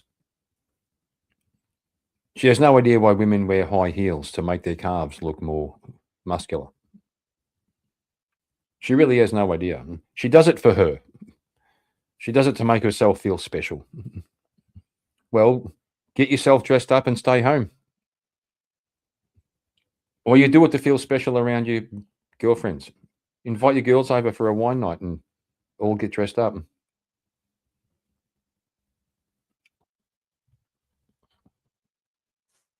That's really not a very good answer. Well, yeah, you said before there were lots of things you don't know the answer to, but I'll tell you Yeah, one but thing. I'm not most right- criticizing your perspective on this. You're criticizing mine, so I'm presuming Okay, you but let have me- an alternative idea. Why do you think women wear makeup?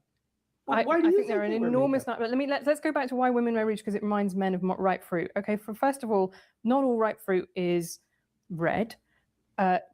Why would you You know, want? we Do you evolved want color vision to detect ripe fruit. Do you want to eat women? No, I think unless men are having.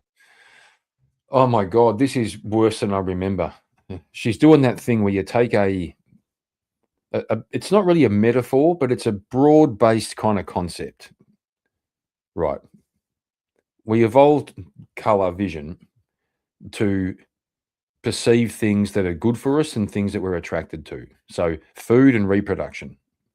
Okay, generally, broadly speaking, is that a crazy fucking idea? And she's taken that broad concept like a metaphor and treating it literal. Do you want to eat women? You know, fruit that reminds you of ripe fruit, and therefore women wear makeup to look like ripe fruit. That's not exactly, it's not a great example, I don't think, but you get the idea. Women wear makeup to look attractive to men.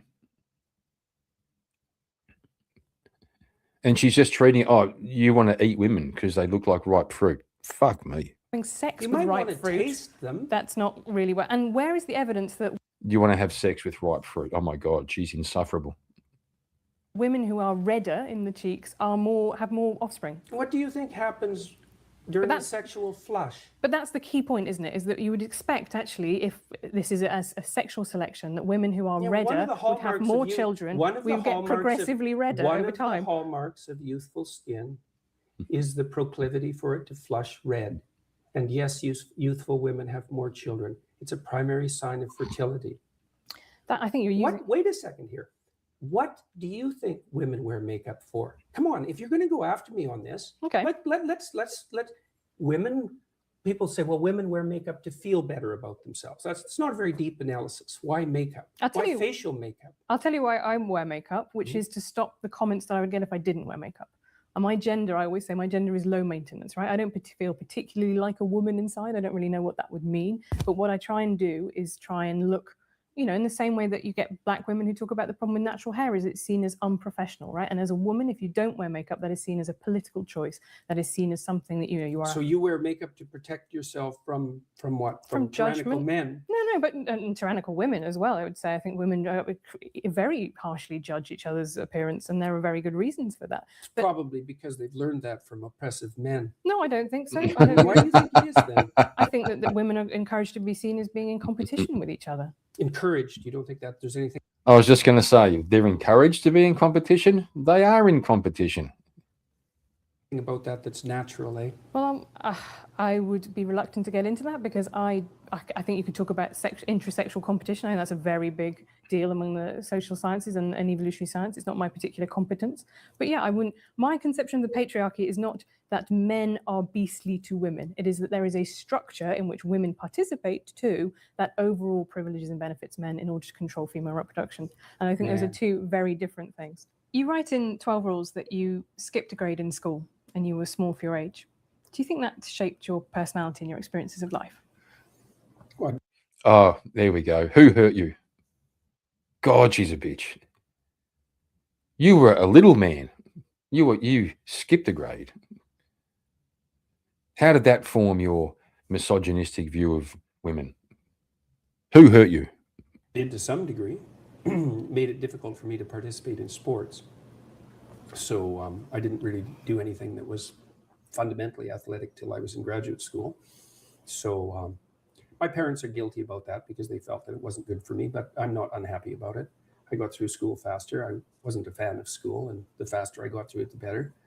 I think it might have encouraged me to do two other things, which was I probably hung around with rougher kids that I might have otherwise. The cool thing is he answers these questions in good faith. He answers these questions like I'm sitting here picking the shit out of it, out of her bad faith, and he just answers them all in good faith.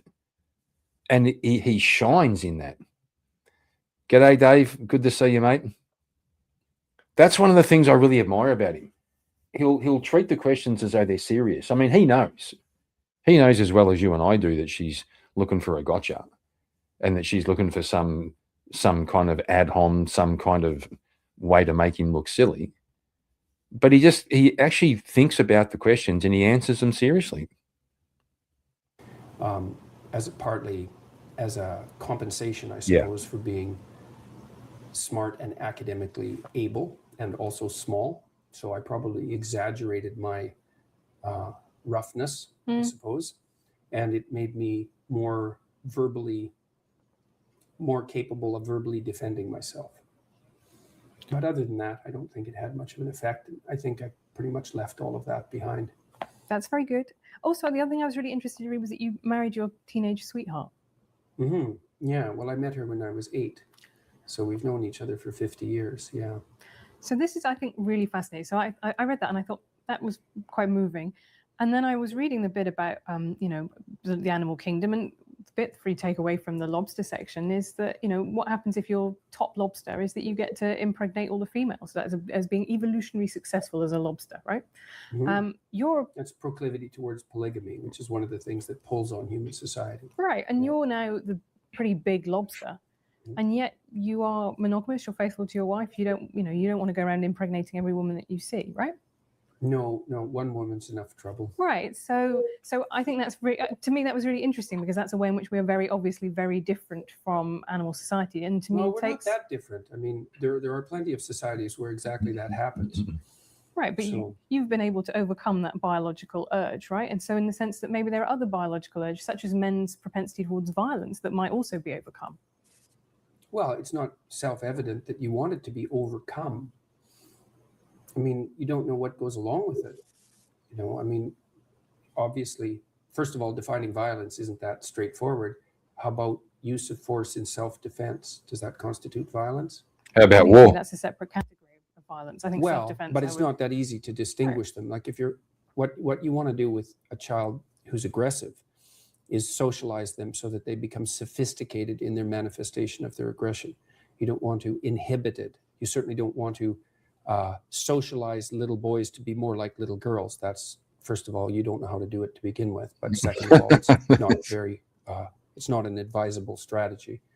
So, well, I found that really, really interesting, because in the book you say that actually if you feminize men, that might give them more of a, might have more of an allure towards, these very fascistic ideologies. Oh, there's no doubt about that. That's standard psychoanalytic. That's like psychoanalysis 101. If you repress something, it comes back with a vengeance. Okay, so tell me what you mean by feminizing in that sense. Because to me, if you don't mind me saying so, you are a man who is quite feminine. You're in touch with your feminine side. You are very well dressed. You talk a lot about your diet. You've talked about your emotions. I hate talking about my diet. Right, but you cry in public. You enjoy spending time with your kids. All of these things that are not sad, isn't it? But they're not stereotypically male, and I think that's very admirable. What the fuck is she talking about? He's well dressed. He likes spending time with his kids. Not exactly masculine. What the actual fuck is she talking about? God, this is worse than I remember it. And I watched it years ago. And I've watched it a couple of times, but holy crap. Strange behavior for a patriarchal tyrant. Well, that's why I think that you're probably, in some ways, you're not a patriarchal tyrant, or that actually all of our programming, if you want to call it that in biology, is overcomable, because you are... It's integratable. Right, but you are a man who some people would say has a lot of feminine traits like that. And I don't... Do you think that means that you are now being in the allure of authoritarian fascistic ideologies because you're baking cakes? Oh, I notice the allure. And then what do you do with that?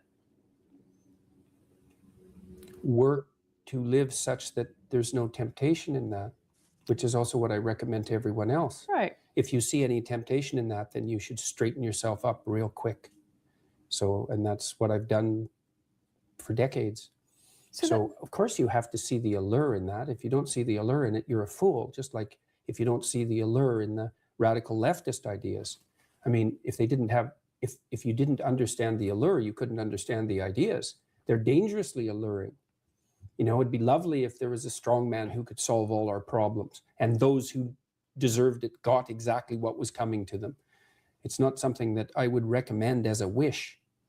So, but that doesn't mean you want to be blind to its attraction. You want to see what the dark parts of you are attracted to. It helps you keep an eye on where things can go if they go badly sideways. So I don't think it has anything to do, though, with my, what would you say, more classically feminine interests. Not as far as I can tell. I mean, I have all sorts of classically masculine interests too. So Right. And seems to be reasonably well balanced. right. So you talk then about we shouldn't socialize little boys like little girls, but actually, you know, I have lots of stereotypes. I'm interested in politics, which is overwhelmingly male dominated. You have lots of classically feminine interests. Why, you know, what is the problem here with people having personalities that are a mixture? That there's no problem with that at all. The problem is when it's dictated by fiat. Well, I mean, who's fiat? How about the education system? So in schools, you think, you know, that there is that? Well, I can't remember the psychologist's name at the moment, but he was quite influential in the 1980s who recommended.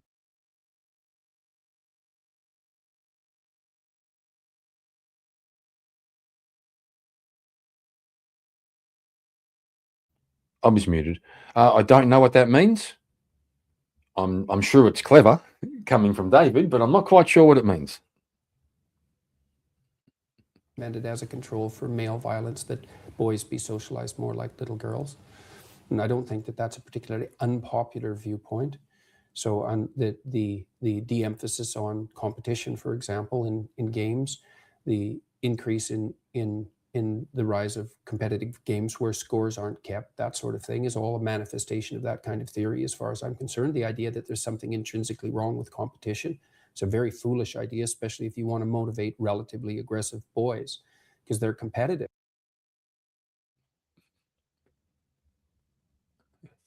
No, that's a fair point. He was just, you know, he has said many times that, you know, statistically, there's a fair bit of overlap, but statistically, to put it very briefly, men tend to be interested in things and women tend to be interested in people.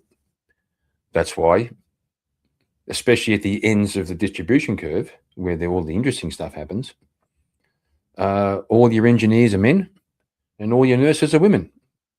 It's just how it works out. And so Lego, yeah, boys like playing with Lego. They like making shit.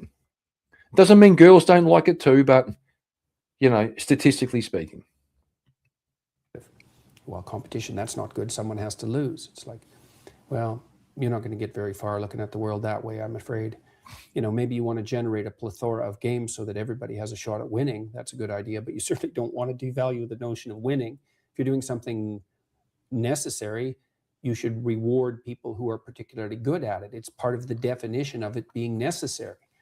So, and you don't want to control aggression any more than you want to control sex. You want to integrate it. And if it's integrated, that's the integration of the shadow from the Jungian perspective, and something I talk a lot about in my lectures. It's like you need to have the capacity for danger. You need to be dangerous, but you need to learn how to not use it except when it's necessary. And that is not the same as being harmless. Harmless, that's a terrible virtue. It's like a rabbit. There's nothing virtuous about Like a rabbit. It just means you're ineffectual. Yeah, I think I would agree. Well, I think there are some people who, through their harmlessness, become. I guess rabbits are just food, right? They're just food on legs. Don't be a rabbit. Iconic, and they become symbols. I think the Gandhian principle of non-violence. He's not harmless. He just transcended his deep violence. That is a completely different thing. Okay. Without that capacity, there would have been no way he would have had the strength of character that he had. He was an integrated person, not a harmless person. Okay. That's a very, very different thing. Did you have different ambitions for your daughter and for your son? Some of them were different. I encouraged my daughter in her desire to be a mother, which is not something I did with my son. Did you encourage him in his desire to be a father? Absolutely. Right. So you encourage both of them to be a parent. Right, but those are different. Yeah. I know, and yeah, I mean, Okay. and in some sense, I think it's harder for young women because, of course, the the problem of integrating family with career is a more complex problem for women to solve.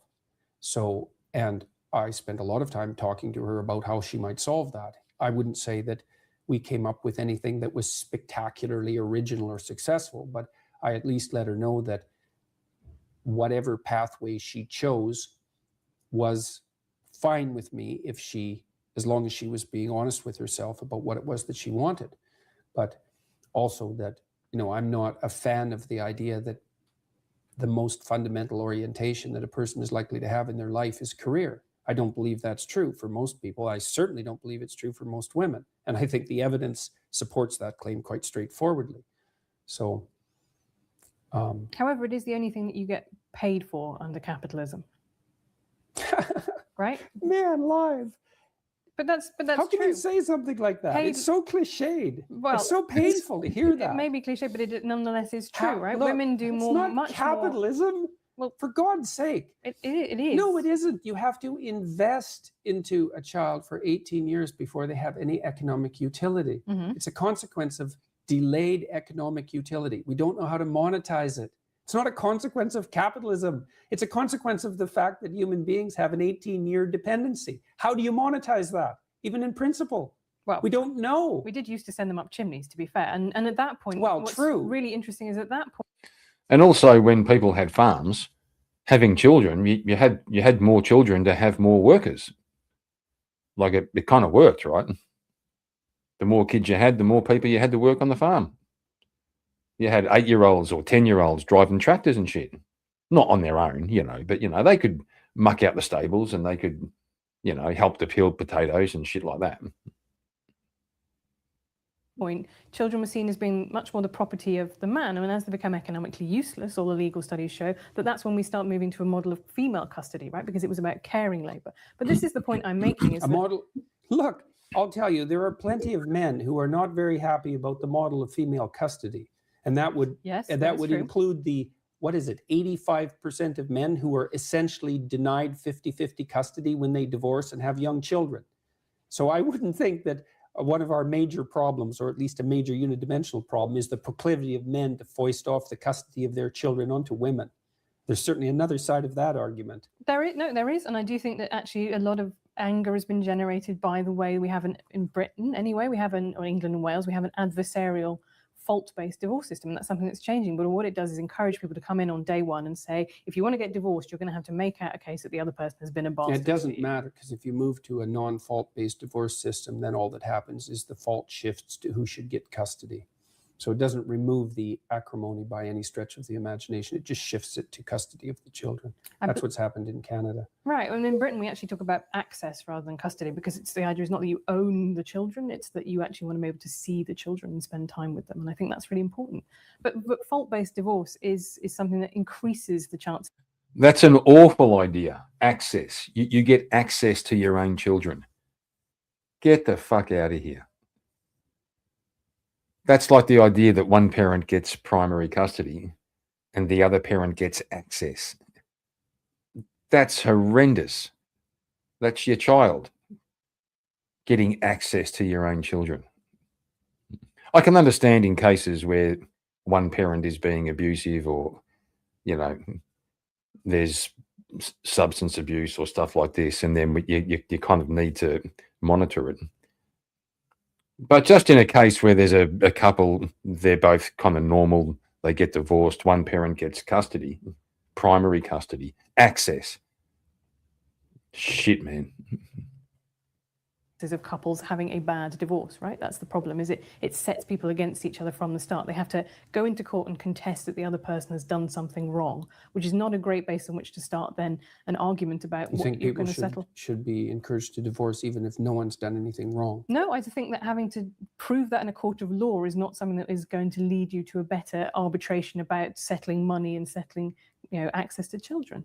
I think that's the point. You have a ridiculous situation where couples who say, well, actually, we've just grown apart. Nonetheless, unless they want to wait 5 years or 2 years for separation, they have to go in and plead unreasonable behavior to get a divorce and start splitting up their assets. That's the joy of no-fault divorce, is that you don't have to make those contested cases. You can simply say, our marriage is no longer working, and part ways without going into all of that acrimony. That seems quite sensible to me.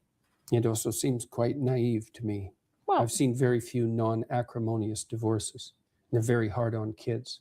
So I I don't think anything that makes them easier is a very good idea. It might be good in the short term, but it's not good in the long term. But Unless you don't think that marriage is a useful institution. And if you think that it's part of the patriarchal tyranny, then you might think that as well. So, but it's a very useful institution, mostly for kids. So I agree that I'm married. Modern marriage has a lot to recommend it. I do also think it is a patriarchal institution. It is literally of course you think that. Well, because you think virtually everything that occurs in our society is a patriarchal institution. And it's easy to think that because then you only have to think one thing. You could have a one thing answer for everything. You could It's let like me. it's part of the patriarchal institution. I don't It's think like- you're obeying the rule that says maybe treat people as if they have something worth hearing. So I'm not making a case for the patriarchal tyranny. I'm going to And make. I don't think you are either. I think that you're making a case that's like a universally cliched case for the patriarchal tyranny. I don't see too Why much do of you women change reflected their in your names? articles at all. Why do women change their names on marriage traditionally? I don't know exactly. Why do you think they do? Because it was to symbolize the transfer of their ownership from one family to another family. That's why in The Handmaid's Tale you have off Warren, Oh off Glenn. God, Margaret Atwood. Well, she was just about devoured by the feminists last year, so that was something interesting to observe. I think she made a very good point. She wasn't devoured by all feminists. I'm a feminist. I thought what she said about due process in cases like that is perfectly reasonable. Well, many people didn't. No, but then, guess what? This is on the internet. You can find someone who disagrees with pretty much anything. But so why do you think women change their names when they get married traditionally? If it's not about transfer of property ownership traditionally? I don't know if I have an opinion about that. The specific reasons for that, I'd have to look into it for a fair amount of time before I decided it, but I certainly wouldn't boil it down to a unidimensional argument about the ownership of women by men. So, Okay. I mean, the part of the problem too is with this sort of discussion is that and this is why I consider it a manifestation of ideological possession. It's predictable. Well, that's what Knowing your but stance on. But having a coherent ideology does mean that it is predictable because you don't need an ideology. It is one logical thing that flows from another, and all those pieces tessellate together. So what I find very interesting about your thinking, I find it quite slightly baffling, is that I don't really see how all the pieces fit together. You say that you're not, you believe in God, but there's a lot of emphasis about No, I going actually back to... say I act as if God exists. Right. But, which is actually my definition of belief. Okay, but that then doesn't, to me, tessellate very obviously with your insistence that actually it's just about pure science, and there's not because I can what insistence that it's just about pure science? Well, I wrote Maps of Meaning. There's no insistence in that it's just about pure science. Just got to go off camera for a minute. I'm still listening. I'll be back shortly.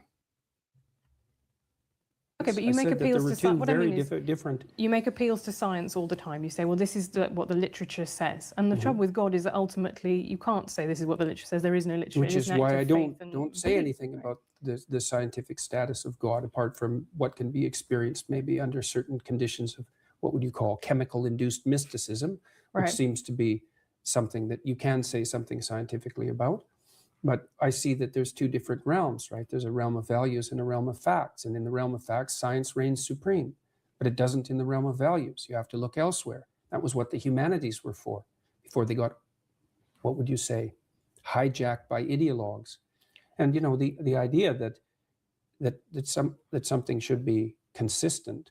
You were talking about the necessity for consistency in ideology. It's like, I'm not hearing what you think. I'm hearing how you're able to represent the ideology you were taught. And it's not that interesting because I don't know anything about you. I could replace you with someone else who thinks the same way. And that means you're not here. That's what it means. It's not pleasant. So you're not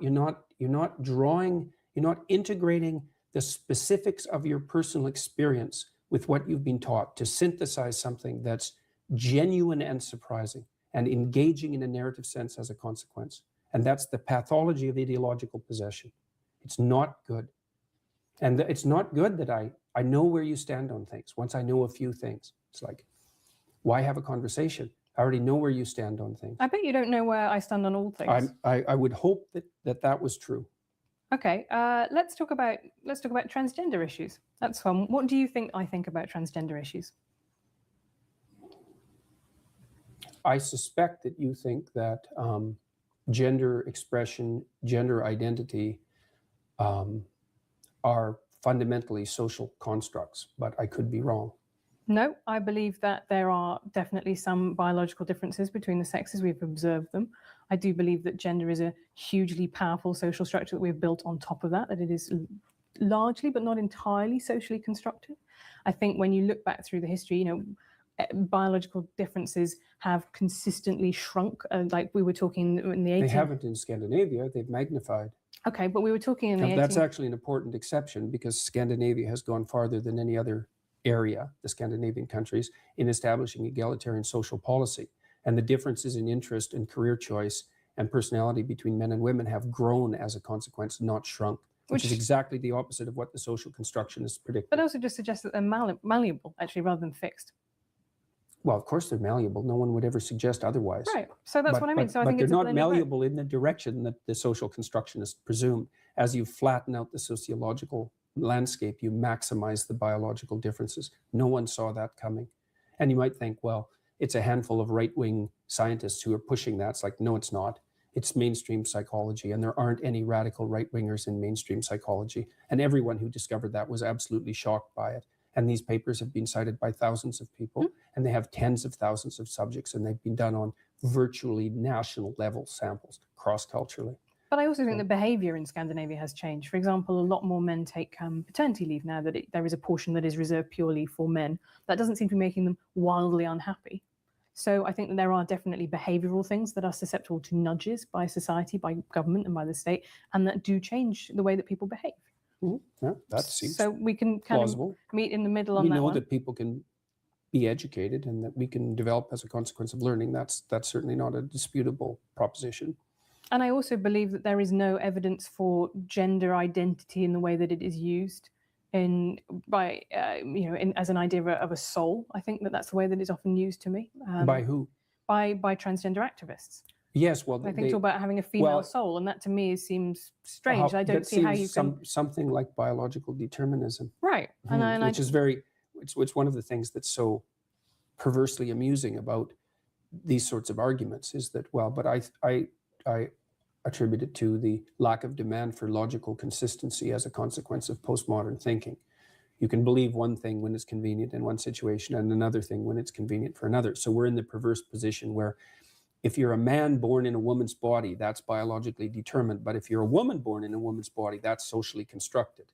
It's like, okay, good luck with that theory. Right. I don't believe you can be a man born in a woman's body or a woman born in a man's body. What I believe is that there are some people who feel alienation towards their bodies and they want to remove body everybody parts. Feels that. Right. But they feel it to such an extent that clinically the best treatment for them is to transition and live as if they were the other sex. Well, I don't think that there's any evidence that that's clinically the best treatment. We certainly don't know enough to make that presupposition. And I think we're playing with fire, assuming that that's the case. The long-term outcome studies certainly don't demonstrate that. So it's not so.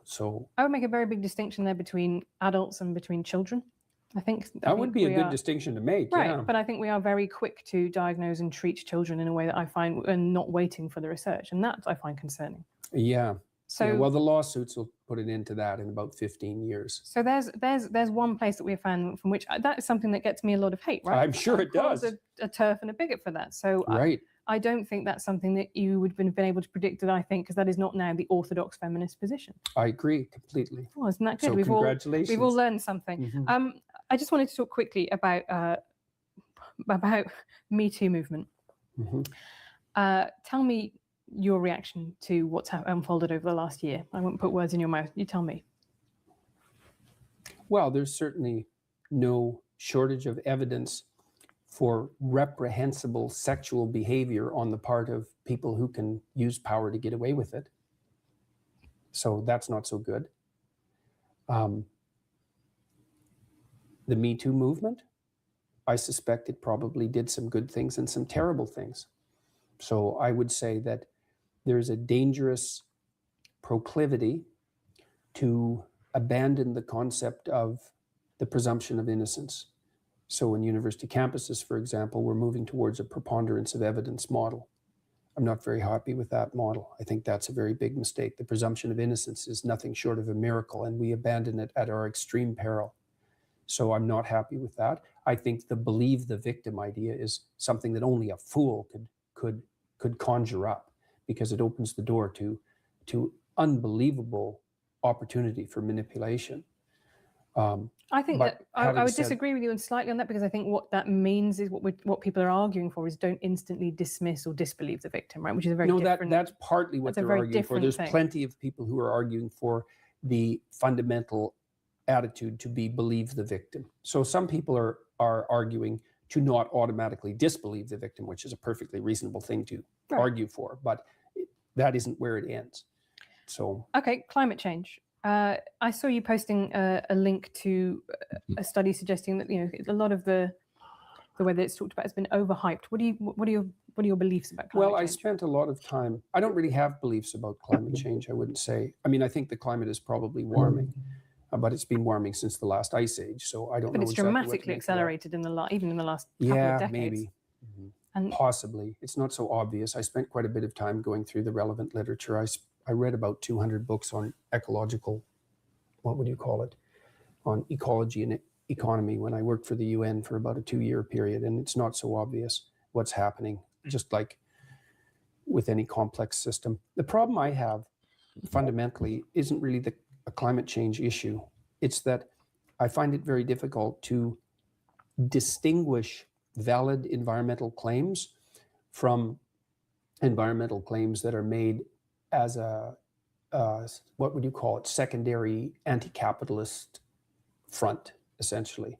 So it's so politicized that it's very difficult to parse out the data from the politicization. so I saw there was a line in 12 Rules which says people stricken with poverty don't care about carbon dioxide. Yeah, that's definitely the case. And I think that's not an unreasonable point to make, because you think about Maslow's hierarchy of needs, right? People, if you can't eat, then actually you can't really worry about what's happening in 50 years to the planet. However, I don't think that's a reason not to tackle climate change, because those same people in the global south, It's partly a reason. is it though? Because people in the global south will be- coal-generated plants stop people from starving. So yes, it's partly a reason. And it's certainly the case that making energy more expensive, obviously, makes things more difficult for poor people. So yes, it's definitely an issue. And I would say, it's kind of a conundrum for those on the left. It's like, what's it going to be? Clean air or hungry people? Think, well, we don't have to choose. It's like, okay. or renewable energy, or good luck with that. or nuclear power. I'd be fine Well, with more nuclear power yeah, stations. well, it doesn't look like we're moving in that direction very fast. No, but that is a solution. Yeah, well, it worked for the French. I was fascinated. David Attenborough is something kind of close to a national religion in Britain. So there's a bit where you say population control advocates like him, you compare them to Eric Harris, one of the Columbine killers. Why then is it virtuous to propose that the planet might be better off if there were fewer people on it?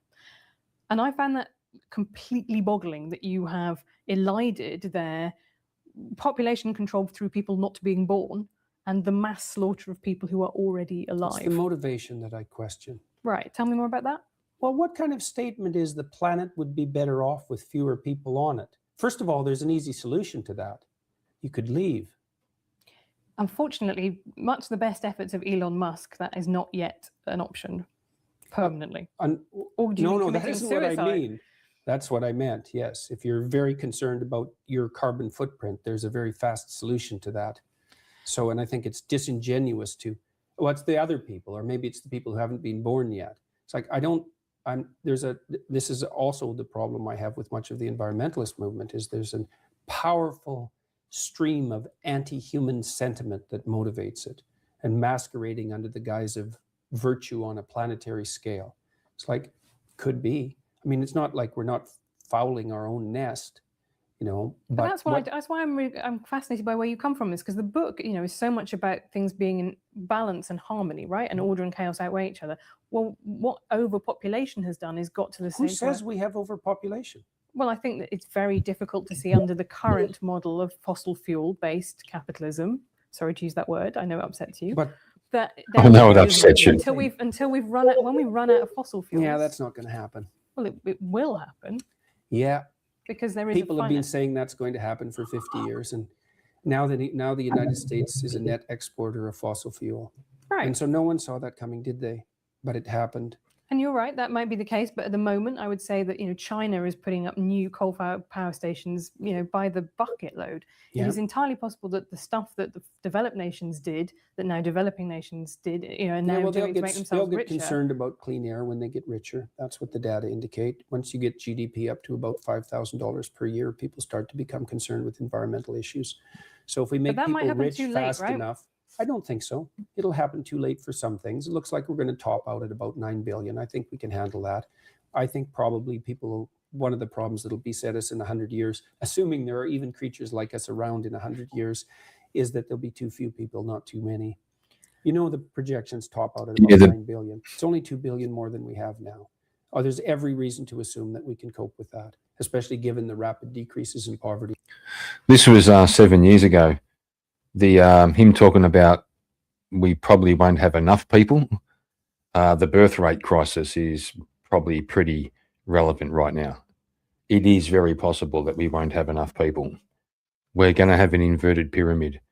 Instead of having a smaller number of older people and a larger number of younger people, I think Japan's headed that way, where they're going to have more. I think they sell more adult diapers than they do baby diapers. So you end up with an aging population and you don't have enough young people to work, to pay taxes, to cover pensions, to care for the elderly. And it's a very hard thing to undo, because for every generation that you don't have enough children, the previous one needs to have more and more. It's a huge problem that almost no one's talking about. Around the world at the moment, there's a bit of a bottleneck. There'll probably be some more extinction. What we're doing to the oceans by overfishing doesn't seem very smart, but we've only been aware of our role as planetary stewards since 1960, I would say. And we're not doing too bad for people who just woke up to the fact that we're actually a planetary force. And I don't think that we're overpopulated. I think all the arguments that all the people who made those arguments in the 1960s, like Paul Ehrlich, I think he wrote The Population Bomb, predicted mass starvation by the year 2000. He was absolutely and completely wrong. No, we've been very lucky with things like golden rice, for example, and genetic engineering of crops. I think that's not luck. No, it is. It is. I agree. There, human ingenuity is a huge part of that, definitely. Right. Well, and more people, more ingenuity. And Bjorn Lomborg, who I really admire, this skeptical environmentalist who's actually gone a very long ways to trying to figure out what we could do at a planetary level that would actually be useful and productive. His research has indicated the best possible investment isn't carbon tax, it isn't cessation of utilization of carbon-based fuel. It's probably investment in early infant care around the world, especially in developing countries. Seems right to me. He's done the analysis very carefully. One more area that you've talked about that's caused controversy is gay parenting. You said the devil is in the detail and you want to see more studies on that. What do you think might be the adverse effects of having same-sex parents? Well, I don't think we... Well, the main problem would be that you don't get the input from a male and a female as you're growing up. I mean, here's a controversial take. Mothers and fathers bring different things to the equation. One of my favorite studies in psychology is they looked at the way that fathers and mothers teach their kids how to swim. The mother tends to get in front of the child and say, "Swim to me." And the father gets behind the child and says, "Swim, I've got your back." "Hey, Voltaire, good to see you, my man." That's no small thing, right? That's no small thing. That's such a beautiful and discreet and concise way of summing up the advantages of having a mother and a father, having the male and the female influence. Children explore better. Little babies explore better when they know that they can come back to mum. So you put the mum's sitting on the ground, got the little toddler or the little baby crawling. The baby will crawl away a bit and do a bit of exploring, look back, run back to mum. That home base gives them the confidence to explore. But you don't want that to be too comfortable where you're always coming back. And that's where dad comes in and goes, no, keep going. Go a bit further. That's the advantage. And yes, it's biological. No, Have you ever seen a mother throwing a baby in the air and catching it? I've never once seen a single mother ever do that. Seen plenty of dads do it. I've done it myself. what modeling is optimal for children? That's really the issue. I mean, I suspect that two parents are better than one. Suspect, right? I don't know. One parent is definitely worse than two. We know that. But we don't know what exposure to role models, say, is necessary for the continuity of maternal behavior or for the adoption of functional gender roles. We don't know any of that. And so that's the variable. Obviously, no one knows what the consequence of being raised with two people of the same sex is. Maybe none. Right. So there doesn't seem to be any evidence so far. That's all the literature review suggests that there were a couple that showed problems, but they were in coupledoms that had already broken down, right? So there is no evidence. Maybe there will be some found, but at the most of those studies are self-reporting, and self-reporting studies are notorious. They aren't useless, but that's just asking people how they feel about things. And there was somewhere somebody brought up the fact that when you look a little bit deeper, there's issues. That's all I can say about it. moment there is no evidence that there is any problem with having gay parents. I never said there was. Somebody asked me, I believe it was a question like, if there was a problem, what would it be? It's something like that. No, I mean, you can make a very strong conservative case for gay marriage, I think. I mean, not that I would necessarily be motivated to make a conservative argument. David Cameron, our former prime minister, said, I support gay marriage because I'm a conservative. Yes, right. So, it's obviously homosexuality it's been around forever. So what's the appropriate social response to that? Well, conceivably, bringing as many people as possible into something approximating the same game. I think you could make a reasonable case for that. What's the consequence of that for children in those families? I don't know. Well, I mean, what I would say is, well, the obvious risk is that there's no one of the opposite sex around. I mean, no shit. What would you get? It doesn't take the perception of genius to come up with the observation that might be a problem. Now, maybe it's not. And my suspicions are there's probably far more relevant problems with regards to what happens to children that isn't good than that.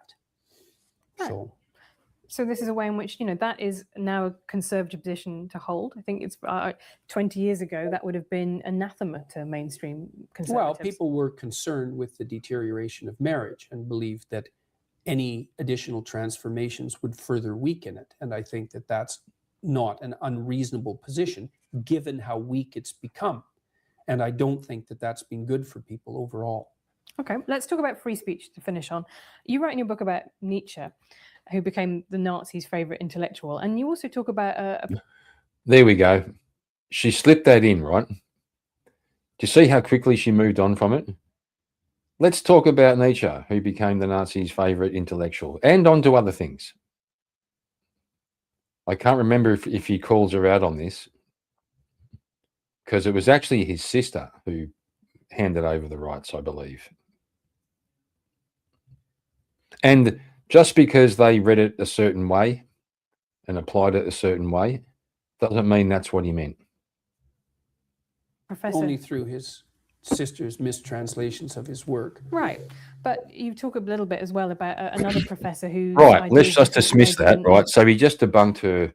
He just debunked it completely. And she said, right, okay, let's move on to something else. To be to kind of Maoism, and you said, I don't know how he can't be more worried about where his ideas lead.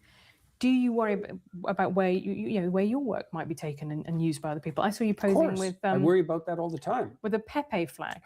can't believe you brought that up. Right, but I just think it's to you. Seriously, I can't believe you brought that up. You should go online. Yeah, I do. There's a Believe me, I do. There's a video called, I think it's called, "Is Jordan Peterson a Darling of the Alt-Right?" Have you watched the video of the person who put up that Pepe flag with me? He's No, online. but I Go have watch it. I have seen.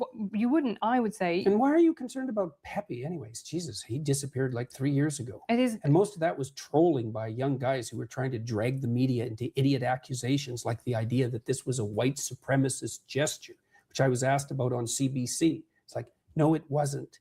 It was Fortran trolls playing the media for fools, which worked. And much of the Pepe thing was that as well. Okay, but the problem with people ironically pretending to be Nazis on the internet. They weren't pretending to be Nazis. But no, this is a separate phenomenon, and 4chan definitely do ironically pretend to be all of the worst things they can possibly be.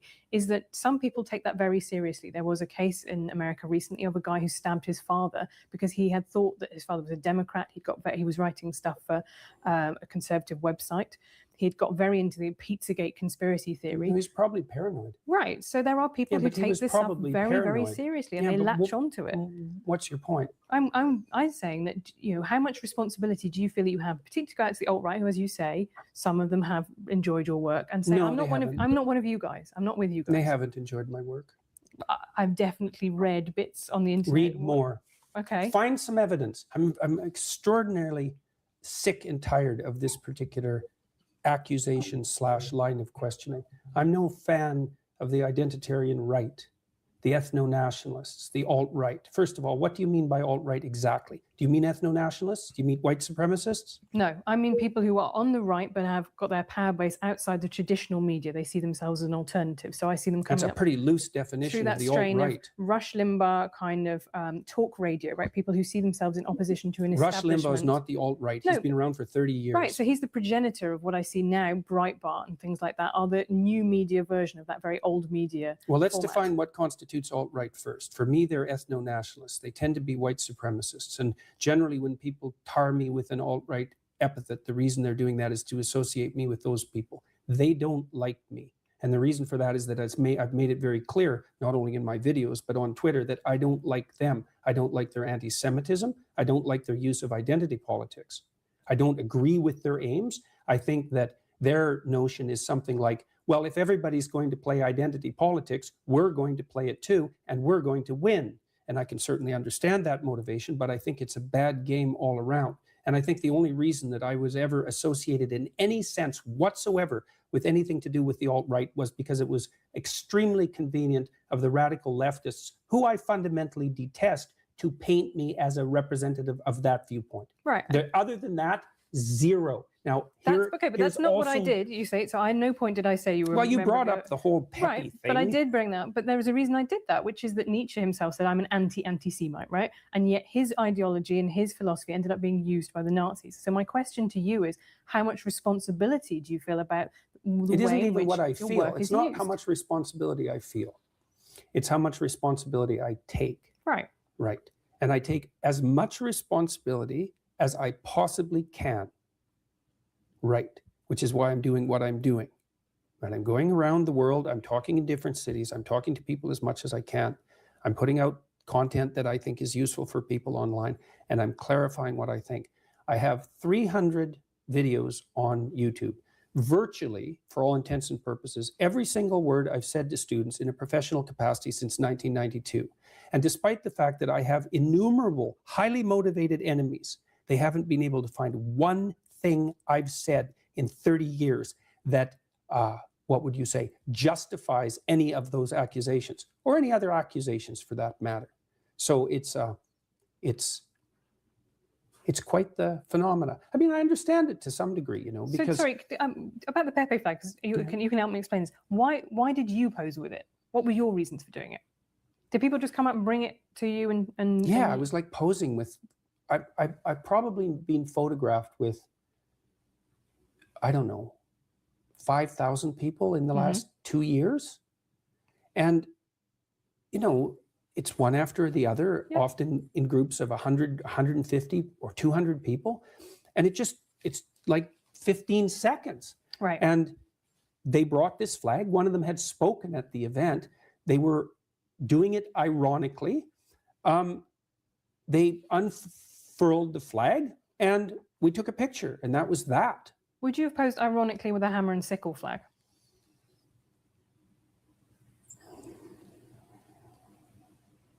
I don't know under the circumstances what I would.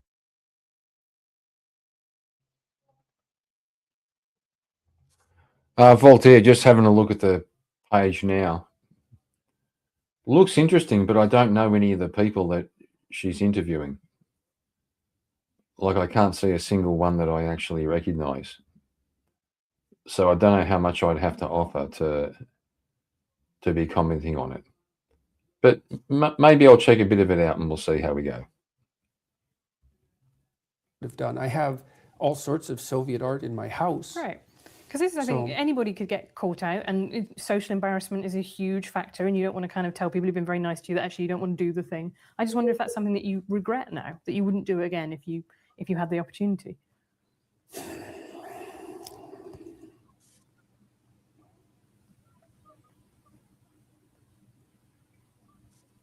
Well, I don't think it did me any good.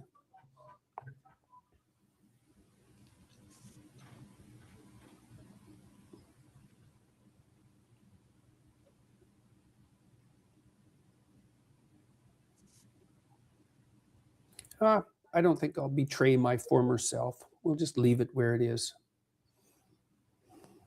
I made the decision that I made under the circumstances and took what was there into consideration. I think that the peppy formulators did a wonderful job of trolling the standard media.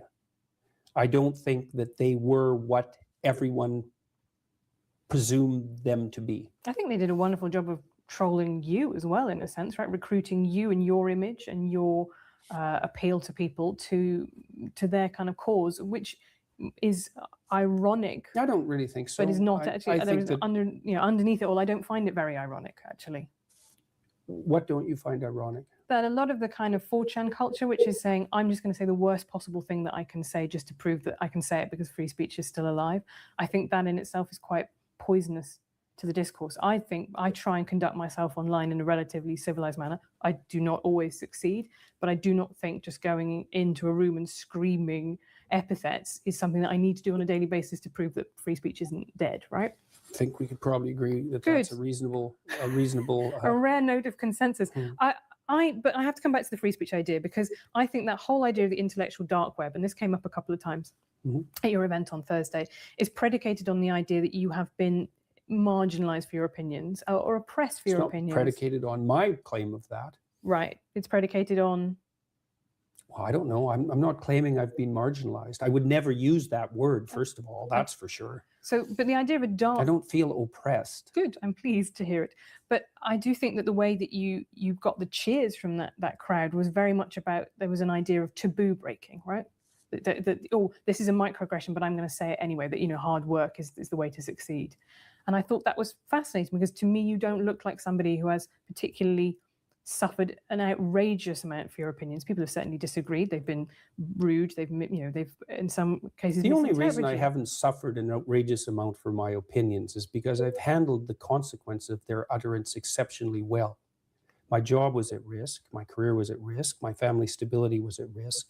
So I wouldn't push that one too far. In what way was your job at risk? Jesus. Last year, 200 of my fellow faculty members signed a petition to get me fired. That was only one of a dozen things that happened. The university wrote me 2 cease and desist letters from their HR departments with their legal staff. 3 of those and you're done. They just fired Rick Maida in Canada at Acadia University for talking about many of the same things that I've talked about. So the fact that I've come through this relatively unscathed has very little to do with the vitriol of the attacks. There was plenty of motivation to take me out. It just didn't work. Right. And I think that's what didn't work, to me, makes me ultimately optimistic about where we are, because Why? Because I went on, I did a panel a while ago with Zarganara, a Burmese comedian who was imprisoned for making a joke, right? And we are not yet at that stage. I think undoubtedly We're not. We're damn close. Really? How about the guy with the pug in the UK? Count Dankula. Count Dankula, yeah. Right, but he did actually, I mean, that was a joke. Yeah. You might not have liked it. It was a joke. It was a good joke. I didn't say it was an appropriate joke. I didn't say any of that. I didn't say it was a well thought through joke, but it was a joke. Yeah, I just fundamentally don't believe that it was a joke. I believe that it was camouflaged as a joke, and that's what it kind of comes across. Right. And I Well, believe that's that, exactly what you would believe if you were inclined to persecute comedians. no, I'm not inclined to persecute someone. Well, you're inclined to persecute him. I don't think he's a comedian, and I don't think I would have to go and look at the circumstances of that case. But I think He didn't like his girlfriend's pug and thought he would teach it to do something reprehensible as a joke. Right, but I see you getting involved, say, tweeting Douglas Murray's article about Tommy Robinson, and I think you see that as a free speech issue, and that's not how I see Tommy Robinson's case at all. I see that as contempt of court, someone who endangered a grooming trial. How do you see that case? I see it as very fortunate that Tommy Robinson didn't die in prison. I think I would say that about a lot of people in prison. I think it's very hard to be in prison if you are a sex offender, for example. That's aged pretty well. Tommy Robinson kind of made a bit of a comeback. I remember they put the bloke in solitary confinement for like 2 months or something. What happened to him was insane. He's been talking about this for like 10 years, the grooming gangs in England.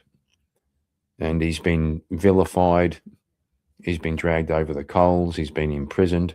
He was imprisoned for acting as a journalist, trying to ask some, I don't know if they were convicted or if they were just accused members of grooming gangs. And he was the one put on trial for that, for asking questions. But he's back. He's not as prominent on YouTube, but he's getting a lot more traction these days and people are starting to pay attention to him. Even Trigonometry, who at one point said they would never have him on, I think because they felt he was so toxic. But they actually, if I remember correctly, they had him on. I'm pretty sure they did. I think our British prisons are less inhumane than American prisons, but they are still brutal places to be. However, I do think that was an appropriate punishment for somebody who tried to collapse a grooming trial. Well, but are you? And I guess are you? Sorry, He didn't try to collapse it. He was on the side trying to bring him to So you justice. do believe that some people there are offences for which people need to go to prison? why would you ask me a question like that? Well, I'm Do I just look like interested. someone who isn't interested in meting out appropriate punishment? No, but I just thought maybe I've made an assumption about you, and I didn't want to make an assumption about you. I'm just going to end with a quick fire round. So I know that this is YouTube, so we have been able to talk for a really long time, but I just want quick answers from you. Who is your favorite author? Dostoevsky. Who's your favorite female author? She thinks she's got a gotcha. She set that up so bad. Who's your favorite female author? A funny answer would have been, I don't have one. You could just say, I don't rank my preferences for authors by their sex.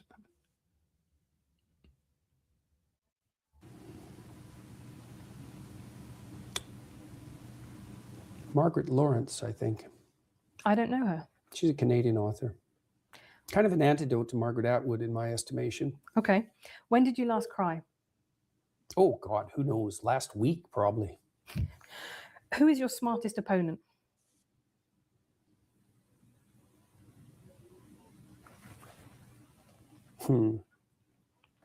Sam Harris is pretty smart. So what he was going to say, Sam Because Harris. you've had debates about atheism with him and about rationality. And he Yeah, was- I don't really regard him exactly as an opponent. You know, I mean, we disagree on things. I don't really tend to think of people as opponents generally. I mean, but Harris is smart. He's good at making his case. And so that's been interesting. What big question don't you know the answer to?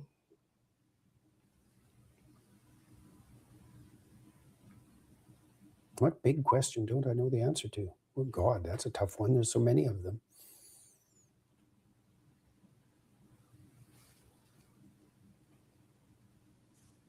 Well, personally, it's what I should do in 2 years. When did you last change your mind about something important? I'm changing my mind about things all the time. But Every time I do a lecture, I change my mind about something. But something important, something big. Oh, well, I can tell you. I mean, one thing I've learned in the last 2 years Thanks, Charles. is that I think I overestimated there's an obesity epidemic in North America, perhaps throughout the Western world. I think I overestimated the degree to which that was a consequence of a sedentary lifestyle, and overestimated the degree to which a lack of discipline was contributing to it. I think much more now that it's an illness. Well, those are two different things, though, aren't they? Discipline is self-control, and illness is something out of your control. Well, let's say you're overweight, you should exercise. Mhm. It's like, well, actually, the evidence that exercise will thin you down isn't that great. And maybe the reason that you're not exercising is because you're ill, not that you're ill because you're not exercising. So I have a lot more sympathy for the hypothesis that the obesity epidemic is actually a consequence of an illness, of a broad scale. Illness isn't exactly right. It's a dietary problem fundamentally, and there are deep causes for that. Are you still eating your all beef diet? Unfortunately, yes. Really, just beef? Not? Can you have like ketchup No. on it? Nothing. Right. Yes, I wouldn't. It isn't something I would lightly recommend. It's a little hard on your social life. Makes traveling quite difficult, and it's dull as hell. But But what has it done for you? well, I lost 50 pounds in 7 months. I stopped snoring. I had some autoimmune conditions that seem to have gone away. I'm not taking antidepressants. My mood isn't perfectly regulated, but I'm under a fair bit of stress, so that might have something to do with it. I sleep much less. I can work more. I imagine I your don't have arteries might not GERDs. be in I great shape. I don't think there's any evidence that I don't think we have any idea what causes arteriosclerosis. I think all of the dietary knowledge we have is rubbish. And partly because it's unbelievably difficult to do proper dietary studies. You can't do controlled studies. It's all correlational, and there's so many variables. I think the correlational studies are useless. So also this all meat diet, this all beef diet has apparently cured my daughter. So Who had and that juvenile rheumatoid arthritis? well, that was the original diagnosis. Then it was idiopathic, which means we don't know what the hell's causing it. Yeah, but she's completely symptom free. So that sort of thing makes you sit up and take notice, because it doesn't make any sense. When was the last time you lied? Because the book says no lying. Do you still lie? Everybody lies. As Dr. House himself told us. Mm-hmm. What is most But important? I'm pretty damn careful about it. What is most important to you in life? Not being stupid. How would your life? Not making foolish mistakes. Not being incautious. Yeah. That's tough on yourself. Life's tough, man. Right. How would your life have been different if you'd been born female? Multiple orgasms. It's not a bad one. What's your biggest regret? That I didn't take advantage of the opportunity to learn to play the organ when I was 7. If that's your biggest regret, that's going to be a great deathbed, because that's Yeah, well, that's a minor I one. would have liked, it would have been better for me if I would have been a better musician. And finally, how would you like to be remembered?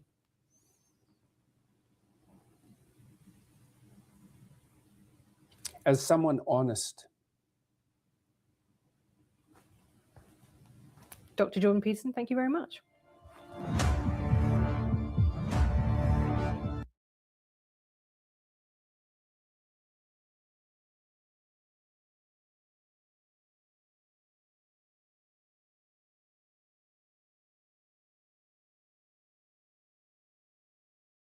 I was muted. That was pretty interesting. Like I said, it was a bit of a long one, but yeah, I saw some stuff there that I kind of overlooked the first time, and the second time kind of missed it.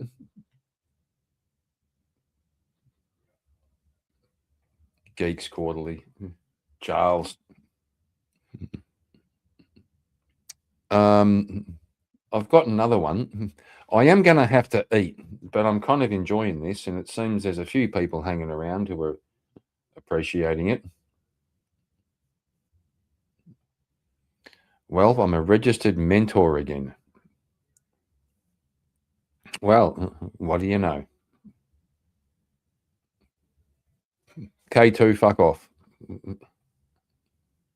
I'm just trying out my new green screen, right? I've mentioned it a few times. I'm very happy with it. You know, I think it's doing a good job. Had a couple of people tell me they didn't even realize it was a green screen. They thought it was an actual flag hanging back there. And by the way, the background was generated in StreamYard. It's got a little function where you can add backgrounds, and it's got an AI function. And the AI function does a really good fucking job. Got to tweak the camera settings a little bit to get the blending right, so it, you know, it doesn't give you fuzzy edges. But I'm pretty happy with that.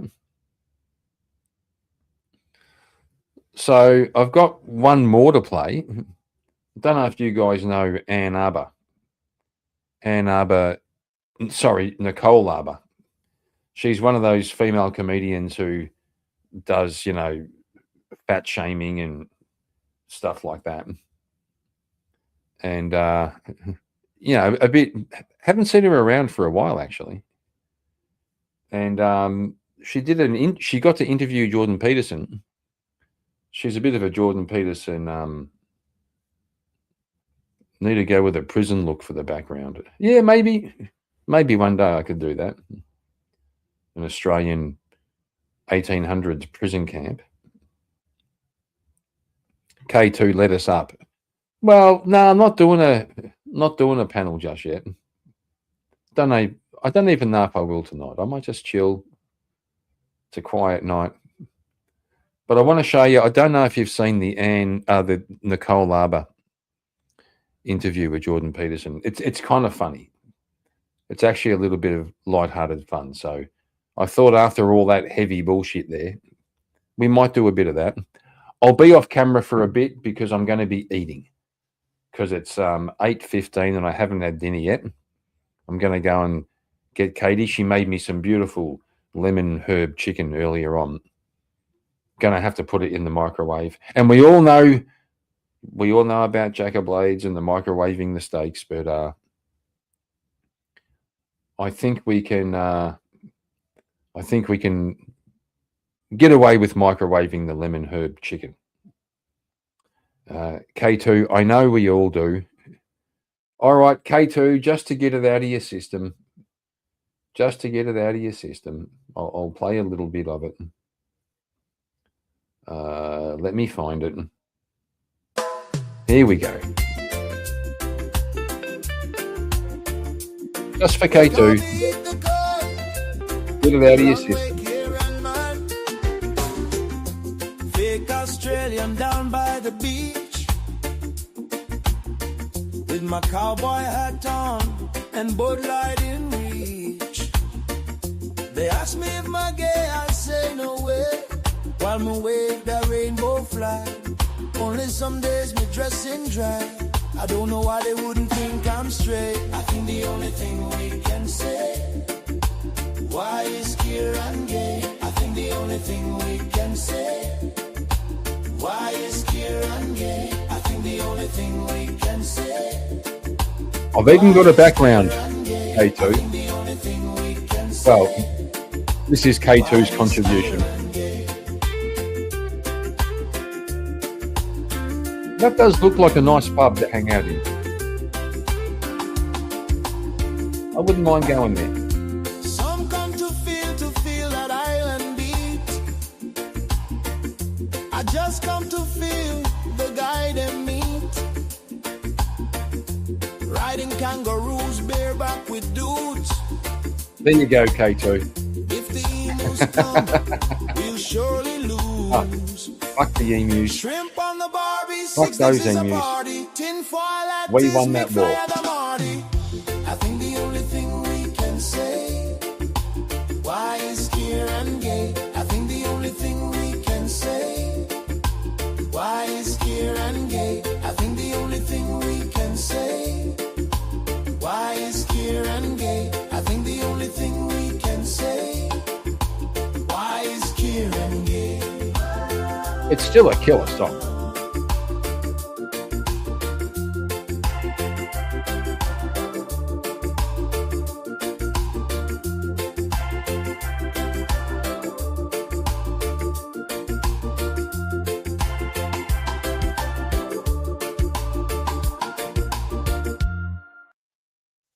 There you go, mate. You happy?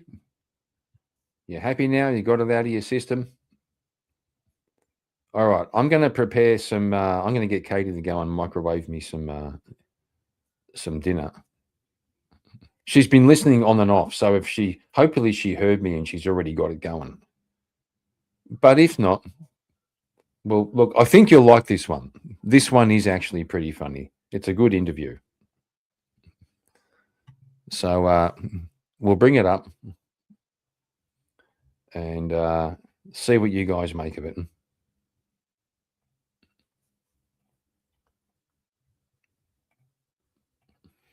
I'll be getting my dinner. I'll be on and off camera. Maybe a bit later, K2. But I'll be getting dinner while you guys enjoy a bit of this, and I'll pop in and out. Silver Fox himself, Jordan Peterson, is here. I'm so excited to finally meet you. How are you, sir? Hi, Nicole. It's so nice of you to invite me. I'm very excited. So the new book is Beyond Order, 12 More Rules for Life. We'll flip that in the screen. Not to be offensive, thank you for sending it to me, but I personally like this one more than the first one. Are you hearing that a lot? I'm hearing that more than I expected, and I'm happy about that. I mean, you hope that each thing you do is somewhat better than the last thing you did, if you're fortunate. And it wasn't obvious to me that I couldn't tell if it was the same quality, worse, better. I tried to make it better. And I would say that's the general response so far. Yay! It's like Michael Jackson putting out Thriller and then putting out Thriller 2, and Thriller 2 is somehow better. So yay for you. I love it. Okay, what we're going to do today is 12 questions with Jordan Peterson to celebrate 12 more rules. Are you ready? Because everybody always celebrates more rules. Pardon? Everybody always celebrates more rules. I love rules because then I get to break those rules, just like you talked about with the Harry Potter characters, which we're going to get into. Okay, here we go. Rule the first. No, I'm just kidding. Question the first. And I just want you to be honest with me. If you could kill anybody and get away with it, like off with their head, Queen styles, just one person, who would it be? That's hilarious. Because there I is. think I can answer that question. There is somebody. Fantasies? I won't tell anybody. I have no idea how to answer that, Nicole. That's a lie. I can see you thinking of someone in your head, but that's okay. We'll skip to the second question. I had a feeling. Okay. How do you like your steak cooked? Medium rare to medium. Barbecued. Barbecue specifically. No, Okay. it's best barbecued. I And I personally have a think barbecue in the that's- backyard and use it all the time. Are you a good barbecuer? Yes. Okay. And I watch the meat very carefully, and I don't let it flame up and cover it with charcoal and dirt and that horrible oily grit you get sometimes in a barbecue. And I worked in lots of restaurants, and I miss cooking because I eat so little now. It's just meat still, but I'm careful with the meat. I'm not that good. I got my dad a tomahawk steak last year for Father's Day, and it flamed all the way up the barbecue up the side of the house. Right. Well, yeah, that's generally not good. You don't want your barbecue incinerated or cremated. That's a whole different thing. Right, I agree. Okay, next question. Can I eat steak with you sometime? Anytime you're near. Yeah, all right. I feel like I'm winning this interview already. Once Okay. restaurants open again, or I could barbecue you one. Would you barbecue me a steak? I suspect I probably would, yes. I suspect that would be fucking awesome. Okay, I'm a fan. I'm sweating. I have been around A-list celebrities. I've been at the Emmys. I've been around all these rock stars and all these crazy people. And everyone asks me who the one person is that I would fangirl over. And I always say it's Jordan Peterson. So I'm having like a hard time right now. I'm sorry if it's awkward for you. You should have that professionally evaluated, I would say. Not the sweating, the fangirling, yes. Yeah, aren't you a professional? Evaluate that quickly. for me, I'm just going to evaluate it as flattering and assume that you're credible in your evaluations. I Hope feel that that's you who I are. am. It's based on listening to your own stuff. So yeah, I think it's pretty good. Do you know what a MILF is? Yes. Okay, we don't have to say it out loud. So then you know what a DILF is. A DILF? Yeah. I think I can guess. Okay. You're pretty smart, so I'm sure you got it. So you're being, people say that you're kind of in like that silver fox range. Do you know what a silver fox is? It's preferable to dead fox or senile fox. Yeah, well, it's more of like the George Clooney, like hot older man who's intelligent and awesome. You get put in that range a lot, and I totally get it. Not trying to flirt with Michaela's dad because that's weird, but I'm just. Yeah, I'll bring her in on this and sick her on you. No, that's weird. Michaela's my friend. That would be so strange. But how does it feel to be put as like an intellectual, like sexual superhero in that way? Like you get put in like that category. Well, I can't say that I've dwelled on that. Look, Intellectual sex symbol status, Jordan Peterson. Has that ever occurred to you? Not consciously, let's say. Look, I can tell you one. Okay, I'll tell you. Yeah, tell me. Okay. Omega Watches contacted me 2 years ago, and they asked me to be a spokesperson. And at the same time, they had Craig Daniels. It's Craig Daniels, right? He's James Bond. Daniel Craig, sorry. Yep. Daniel That's Craig. okay. Opposite day. And I thought, yeah, that would be cool. That got me. I thought it would be something I'd never imagined, but to be on a billboard for Omega Watches when Daniel Craig is also their spokesperson, yes, that was very flattering, and I was very, very tempted to do it. I didn't. Why did you do it? Well, there was a variety of reasons. I wasn't sure it was appropriate. There was a fun element to it, and it was really attractive for that reason. And there was a surreal element to it because it wasn't something I expected at all. But I felt that I was ambivalent about it, I suppose. And it's funny because I actually own an Omega watch now. I got it as a present, and I have 3 or 4 watches, but I wear this one and I like it. So, and it's interesting to me that I wear it because I didn't expect to. But I feel like you overthought your way out of that awesome opportunity. Well, a lot of other things were happening at the same time too that would have complicated it. So it wasn't a straightforward decision. But it was something I was very tempted to do it. It was very flattering and very unexpected. And so Would I suppose you do it now? It's very difficult to say, but I would probably come to the same decision. I would be a little more tempted to do it now because I actually have an Omega watch and I actually wear it and like it, whereas before I wasn't familiar with the brand.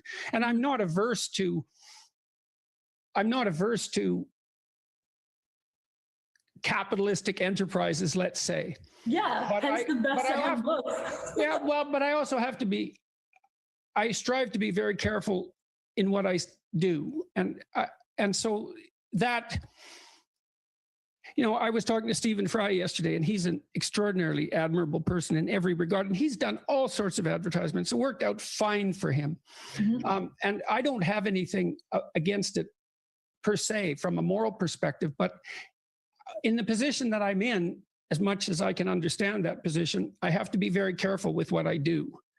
And so if I'm doubtful, I tend to say no. That's smart. When in doubt, leave it out. That's what I try and stay with as well, just for a general life rule. If I was writing my own 12 rules, when in doubt, leave it out. However, I firmly believe that we need more intellectual rock stars.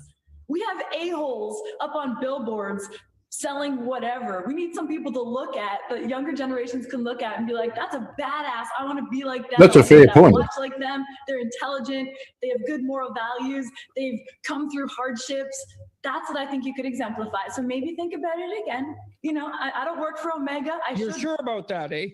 Yeah, I don't work for them, but I'm just saying we do need some more badass people to look up to that, You know, if you were on the front cover of People Magazine's Sexiest Man of the Year, and it's because you're smart and do intelligent things and share wisdom, I think that's fucking badass. So might be a different way to look at things. Just saying. Yeah. I'm listening very carefully. Good. I'm glad I taught you a thing, Jordan.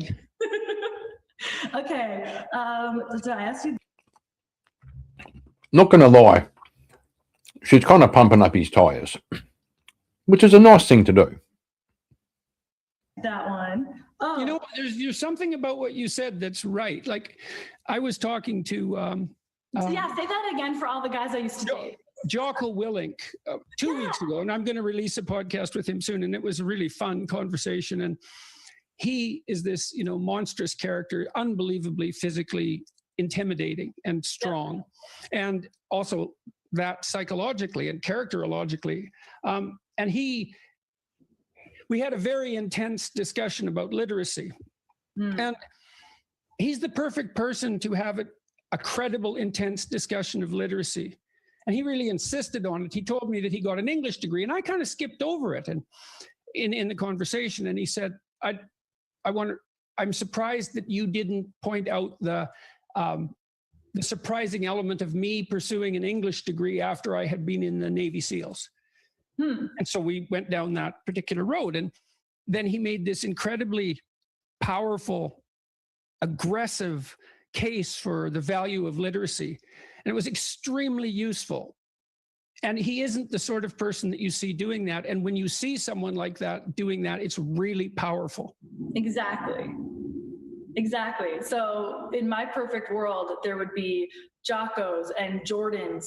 Those are the people that I would love to see on the billboards, instead of just some singer who can hit some notes singing someone else's song that wrote it, who's actually the intelligent musician behind it, but they're not cute enough to promote the single. So they got some singer guy to do it.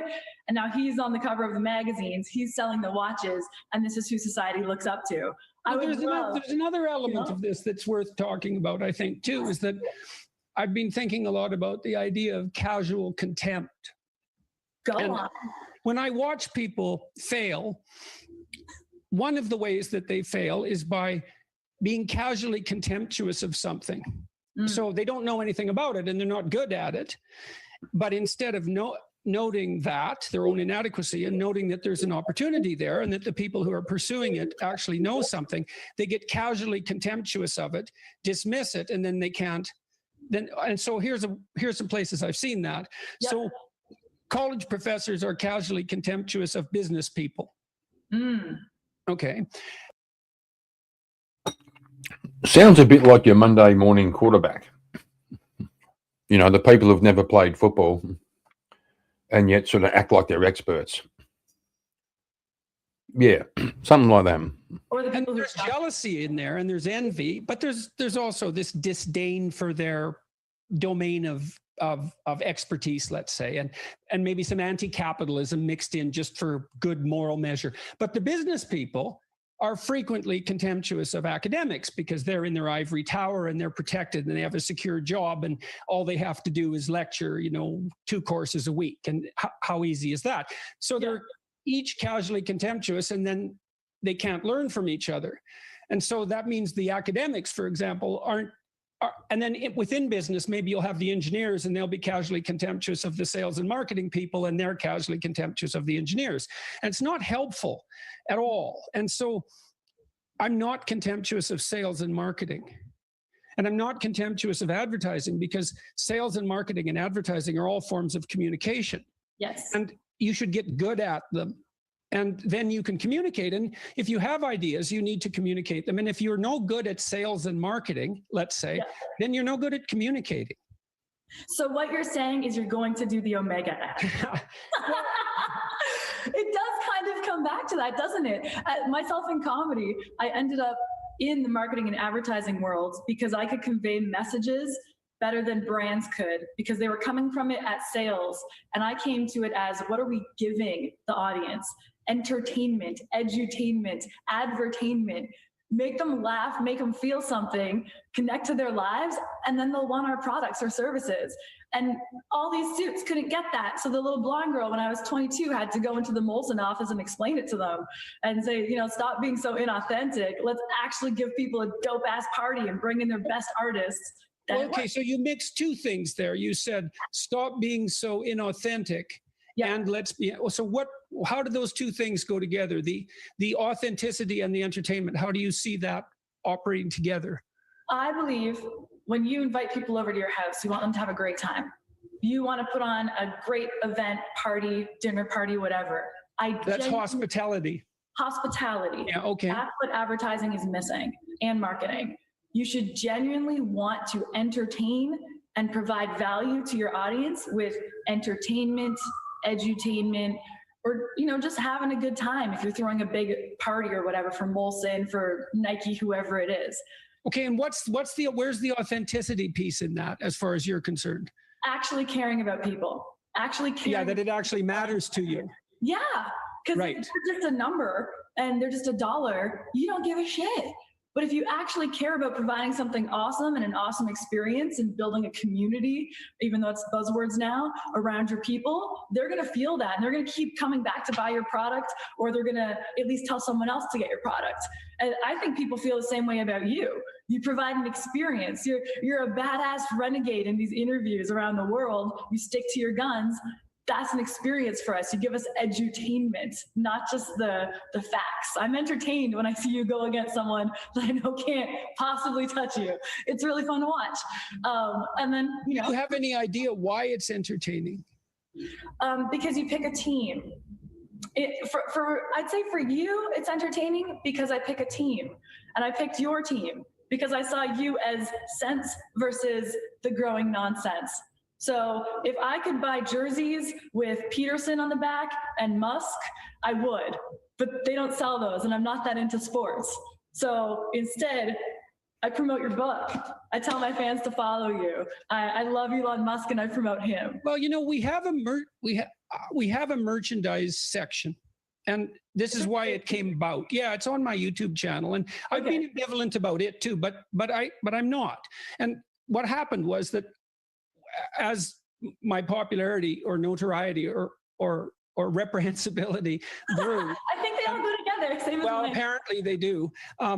As that expanded, people started offering merchandise all over the place, T-shirts and stickers for your computer and posters, and a lot of it was very creative and original, and there was a lot of it. And I thought at one point, well, there's obviously a demand for this. And so then you ask yourself, well, when you're trying to communicate with people and you note there's a demand, what's the appropriate thing to do? And you might say, and this is a question worth asking, well, that's not the manner in which you've chosen to communicate, and that's not your bailiwick, and stay out of it, and don't cheapen the message, and don't sell out, and all of that buzzword. Those are all cliches, those. Mm-hmm. So like all cliches, they carry a kernel of truth. It's something to watch for. So we set up a merchandise end, which my son runs. And partly that was also an experiment because I'm always curious about how things work. And so we thought, well, let's do this and see what happens. And we have posters and mugs and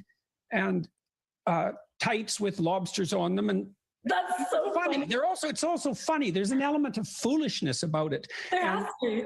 And that's the place where the ideas meet the popular culture. But nothing bad has come of that. And I've left the merchandisers who aren't me alone. Like, I think if you can take something that I've done and you can figure out how to package it, and you make a certain amount of money on that, and you're not twisting what I'm doing, and you're not bending it and exploiting it, that's fine. Go right ahead. And I don't see any problem with that at all. In fact, I'd wear a Peterson jersey. I would.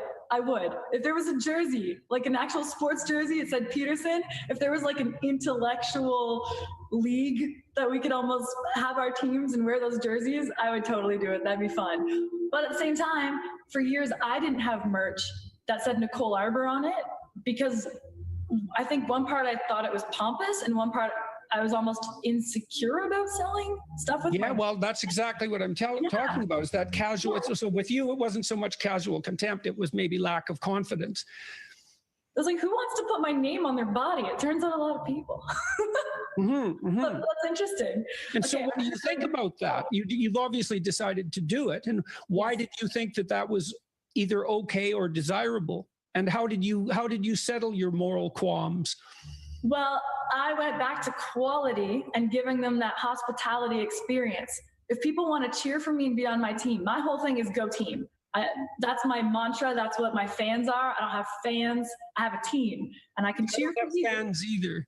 I have viewers and listeners and watchers and readers. Yes. I don't have fans. Yes, and I don't want fans. I like walking down the street and running into people who enjoy what I do, and they just want to have a conversation. They don't always just want to scream. I'll fangirl for you, and you need to let me have my moment because it's the only one. This seems like he's genuinely learning something from her, or at least he's trying to. He's interested in it. Like his realm is more intellectual. He's also a businessman. Like he knows what he's doing. But it seems he's really genuinely trying to learn some tips or kind of get a handle on an area he's not really sure about. I reckon it's pretty cool. I'll do. But in general, I can cheer for you because I'm awesome too. I want everyone who follows me to be successful. I don't want to be put up on some strange pedestal. I want it to all be friends I haven't met yet.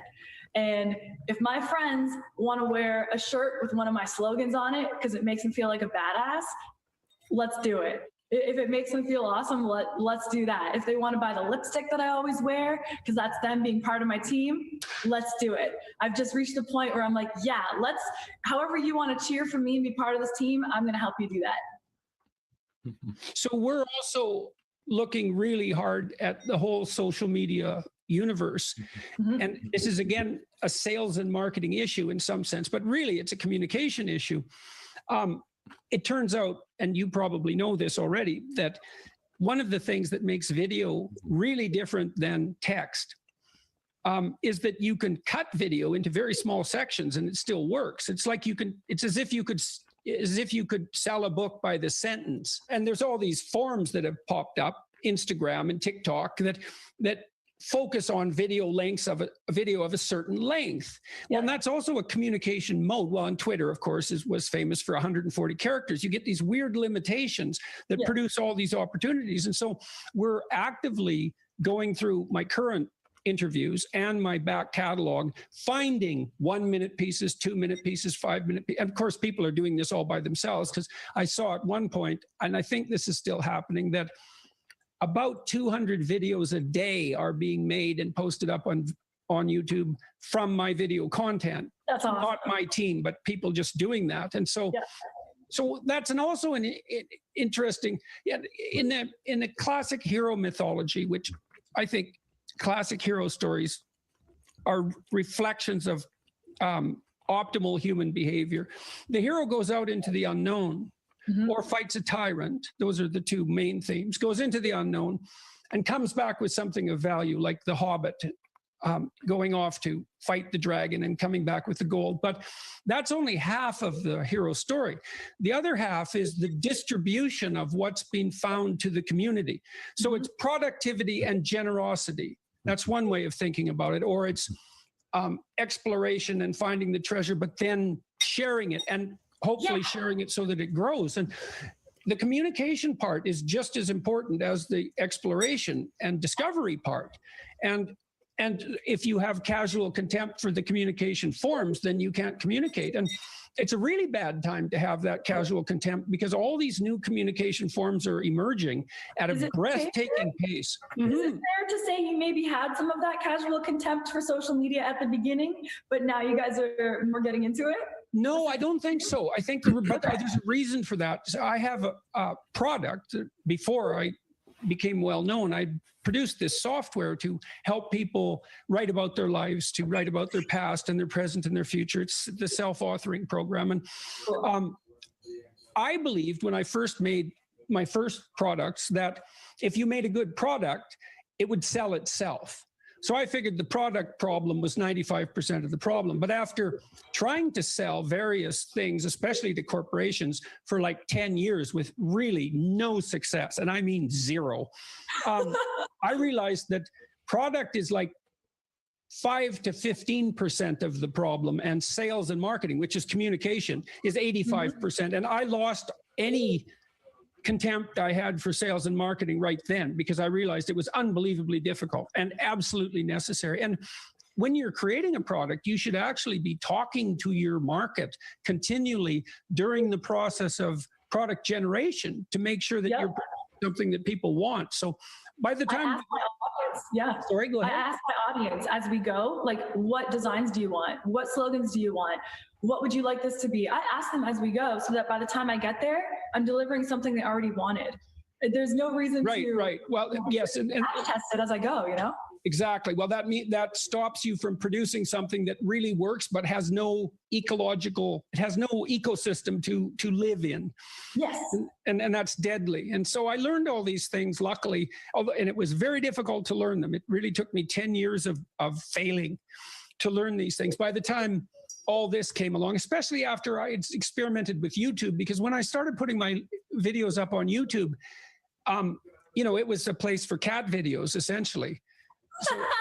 So it was easy to it was amateurish, and it was just getting going, and it was before it was bought by Google, and no one knew what to make of it, and most of it was cat videos. Love a good cat video. Yeah, well, everyone likes a good cat video, and they're warm and touching and funny and all of that, so fine. But I started to experiment with YouTube, and then I started to understand what it was, and I still haven't really understood what it is, because it's a revolutionary technology, video on demand. Everyone's now a TV producer if they want to be, and there's no barrier to publication, and there's no administration, there's no bureaucracy, there's infinite bandwidth, there's the possibility of dialogues with your audience. Like I saw this, one thing I had was released on I think it was TikTok, but I might be wrong. I think you can do these things called duets on TikTok. Yes. So someone will post. Oh my gosh, something. We should do a duet on TikTok. I'm just saying, but go ahead. Well, I just found out about them, but they're part of a conversation with the audience. So Michaela and I were talking about this finding that for every 15 points a woman's IQ goes up over 100, she has 35% less chance of being married. And the reverse is true for men. I was going to talk to you about this because Michaela and I have discussed this as well. And I tried to push back on her. I'm like, no, because my IQ is.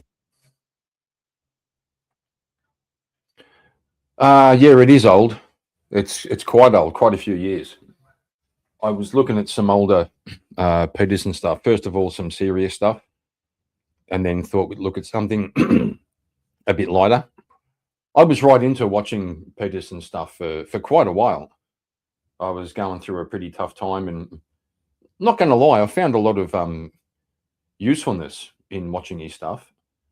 And it was around the same time, but the algorithm was throwing up red pill stuff. It was throwing up Jordan Peterson. It was throwing up all kinds.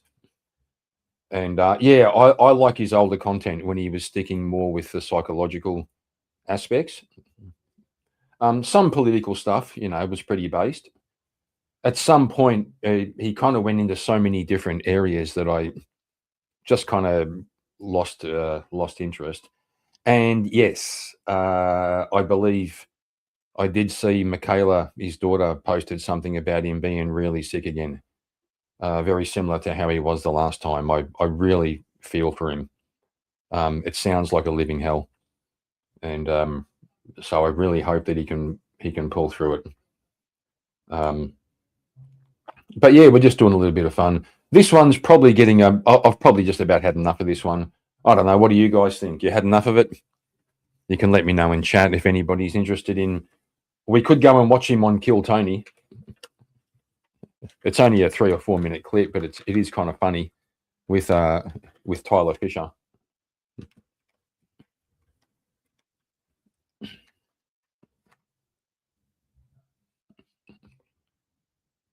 I'm not quite sure how to pronounce it. Dark SD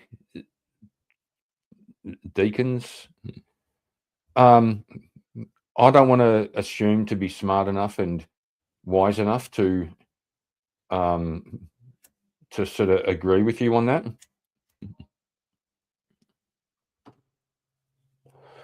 But look, it was dark side deaconess. Okay, gotcha. I had thought similar things, and that's based off personal experience. From my part, an existential crisis. Yeah, he talks a lot about the benzos and some kind of allergic reaction and stuff like that, which may be a factor. But I would, given the level of or the depth that he goes into thinking, analyzing reality, I can imagine that would take a toll. I've done a lot of thinking about reality and about, what is thinking and what is reality. And, like I've only read a little bit of Nietzsche. He kind of gets in there a little bit. Read a little bit of Jung, not too much. And they all kind of warn, if you look too deep into, you want to be careful.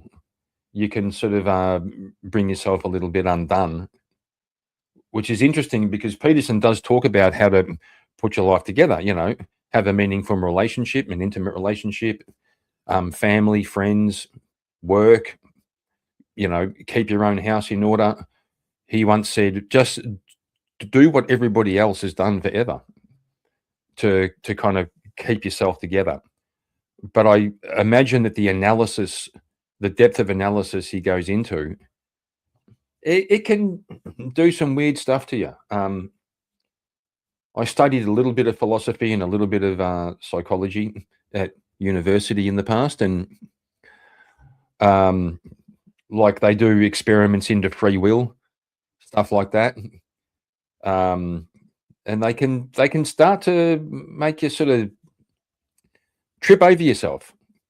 It's kind of why I liked this interview with Anne, not with Anne, with what's her fucking name, Nicole Arbour, because she seems to be on that other side of it. Just have some fun, jump in, do the good thing, do the right thing. Don't take it all too seriously. So I think somewhere there's a balance between that. But probably had enough of this one, I reckon. So what we'll do, I'll play the Kill Tony. That's a pretty good one. We're warned against too much knowledge in many ways by many people. Yeah, it's a funny thing that when I was growing up as a kid, I thought knowledge was kind of the supreme goal. I remember my ex brother-in-law, so my ex-wife's brother, actually his wife. Me and him used to get together and talk about all kinds of deep stuff. And she made a comment once that she reckoned that we both worship knowledge. And I never really, it struck me as a weird thing to say. But in hindsight, I can see that could be a thing. Our little brains, there's a saying, if we were, what was it? If our brains were simple enough for us to understand, we'd be too stupid to understand it.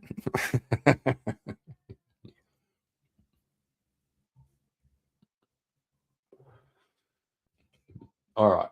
We'll do a little Kill Tony. It is fucking funny.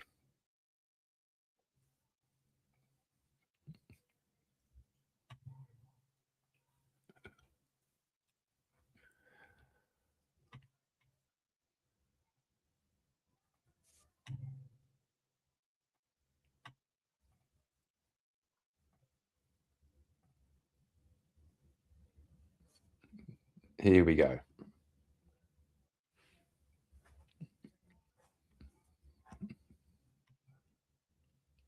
One last bucket pull tonight. Let's see what happens here. This is interesting. This doesn't make sense because you're here. It says Jordan Peterson.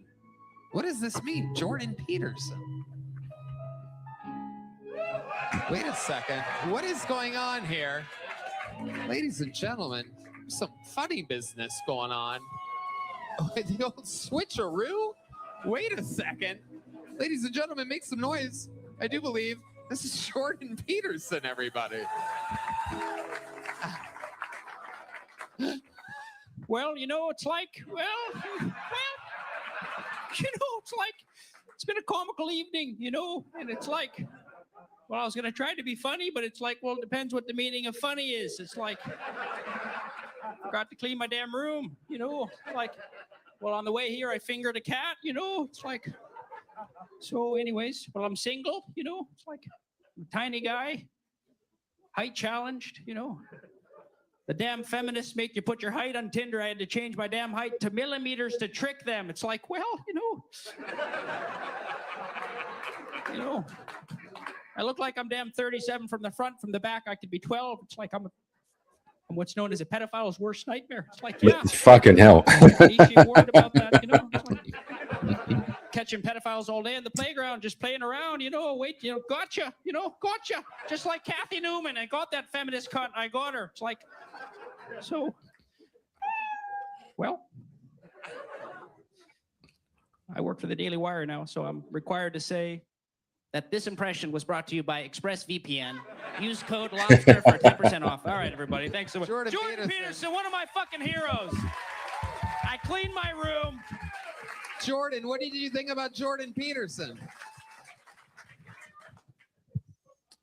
I don't listen to him.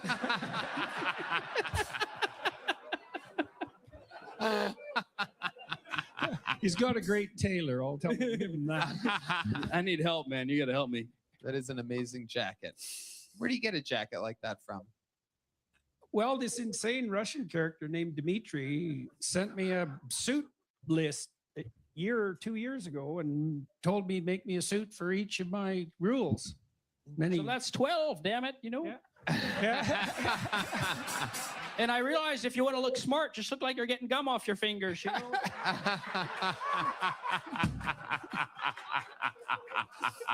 That's how you conjure ideas out of nothingness. Yeah. How do I get pussy? Do I just... How about a hand for the great Tyler Fisher, everybody? Jordan Peterson, everybody.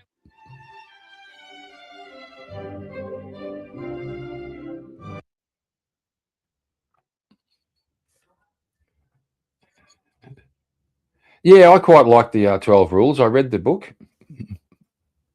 Yeah, I got to say, it was all right. I read the second one too, 12 More Rules. So the first one was an antidote to chaos. The second one was more to do with, it was the opposite. How to not be over, what's the opposite of chaos? Order. When a defensive against order going too far. The calcification that can occur with too much order. Have you seen Tyler Fisher, that comedian, doing his the second book? Yeah. No, it's good. Have you seen Tyler Fisher, that comedian, doing the woke Jordan Peterson class?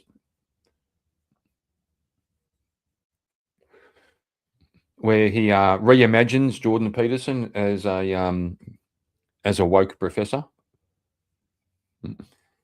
John Burt, good to see you, my man.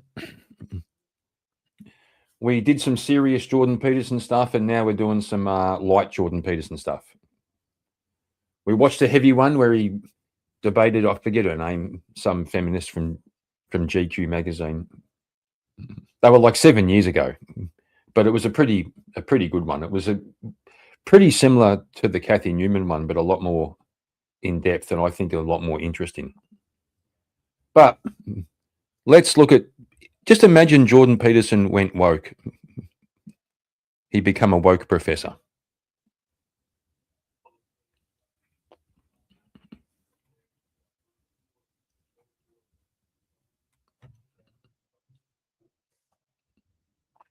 I'm a mod. I think I've said that before. Said what before, dickhead? Actually, why are you a mod? How did that fucking happen? I must have been drunk.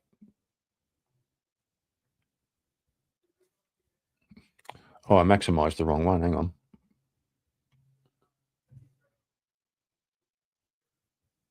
Here we go. It's this guy. Got to put it over there.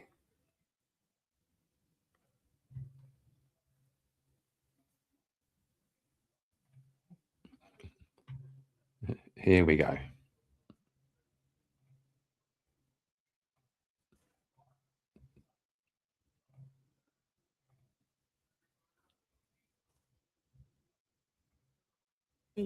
Vegan, disabled, ambidextrous, peanut allergy ridden, mentally challenged person. I'm Dr. Jordan B. Peterson.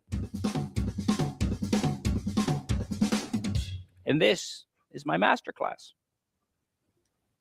Cut! It's like, why in the fuck are we using the word master? It's like, no. It's like, really? It's like, it's comical. We're using outdated slavery terms. Really? It's like, I'm triggered. What about the people of color in here that are damn triggered? Life really is not about personal responsibility or starting a family or working hard. Move back, bucko, 6 feet. COVID is still a thing. No. It's about how many bloody pronouns you have. Like, that's it, dead ass. Mm-hmm. Yes, sir. Yes, sir. Yes, sir. Yes, see, there, Yes, sir. yes, sir. Z, there, sir. You feeling triggered? You feeling safe?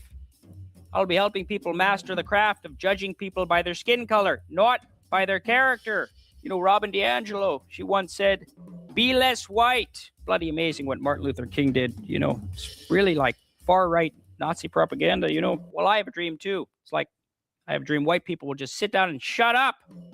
I will teach you how to be more inclusive, even to the pedophiles. Excuse me, the MAPs, or minor attracted persons. They should have a seat at the table too.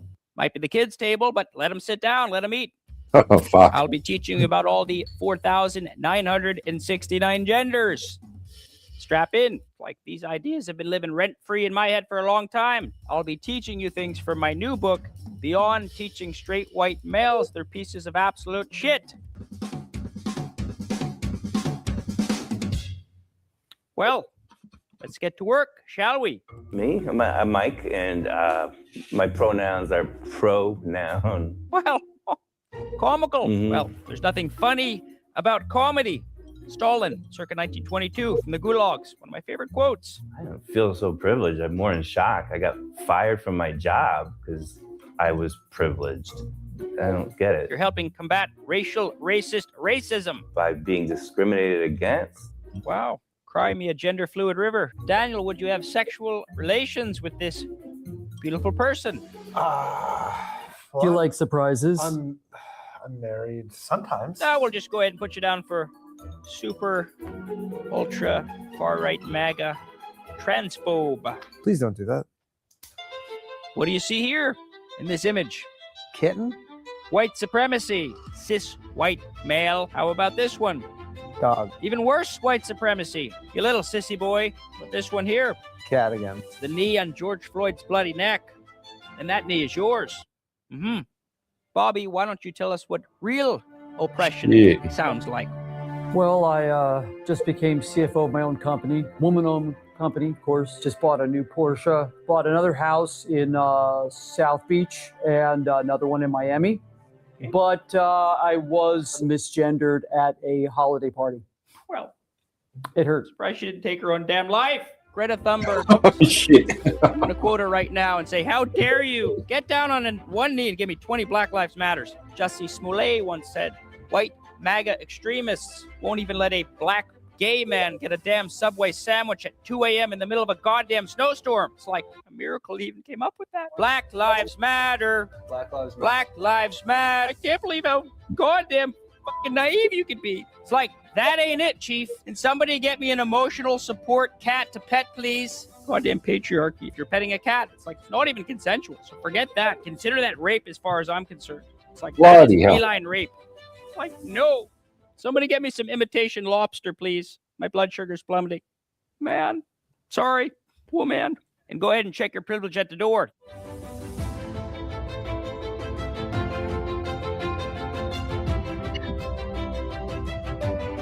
Well, looks like the work has begun. Mm-hmm.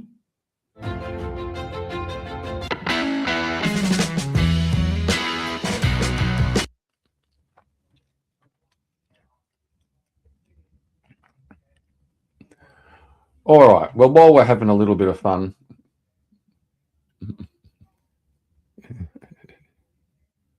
by the way, this is not mocking Jordan Peterson. This is enjoying this. I don't know who made this.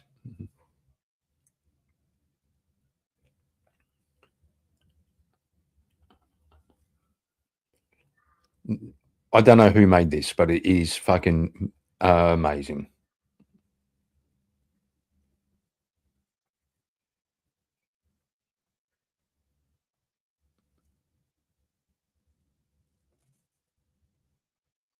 I don't know why it's got a Joe Rogan logo at the start.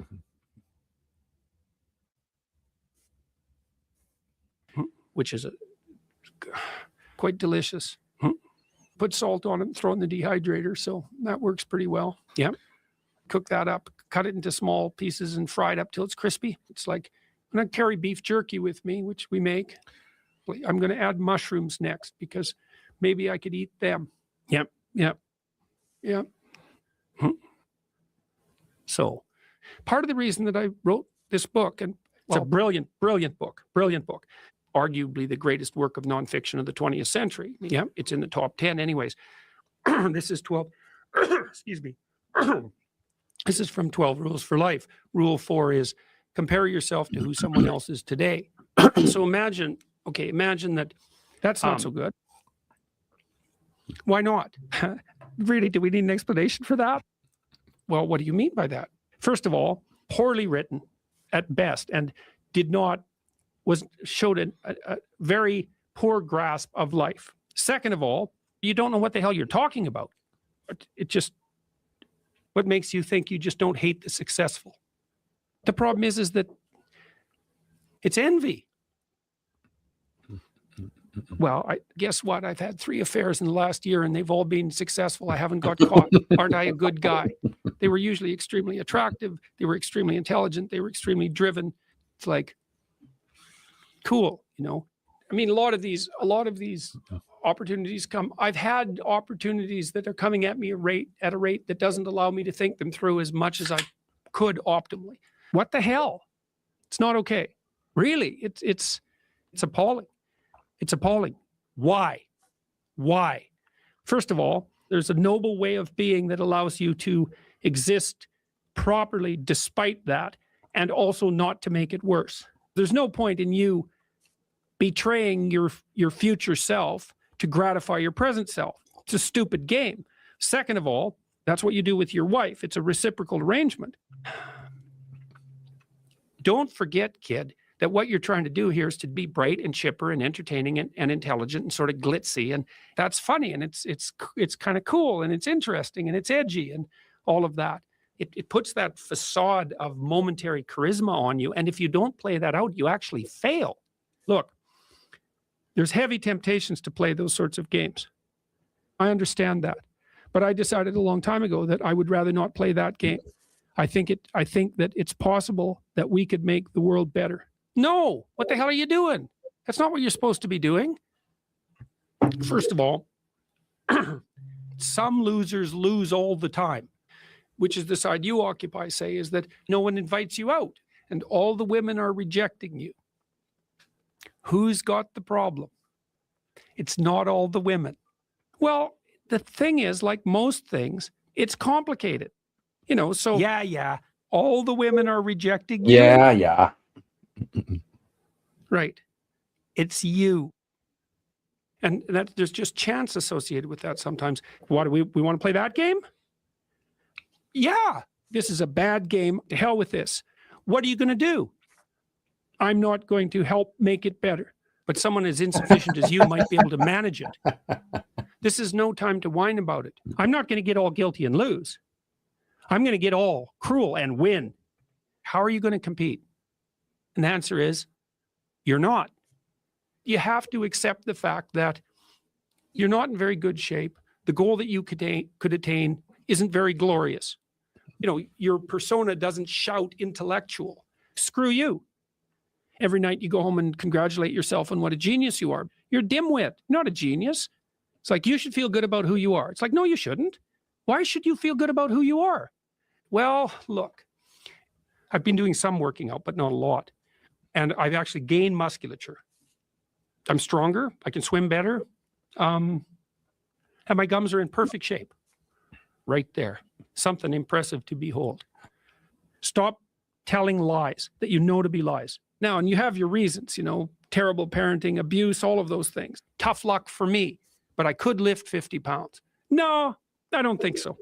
That's just too much. No, it's not. 50 pounds. It's like, well, do it. We don't need to address that issue. No wonder you don't want to be humiliated. You absolute son of a bitch. This is bloody well driving me crazy. That's really entertaining. Yeah. It's funny. They used a lot of things. Jordan Peterson often says things about like what other people would say, you know.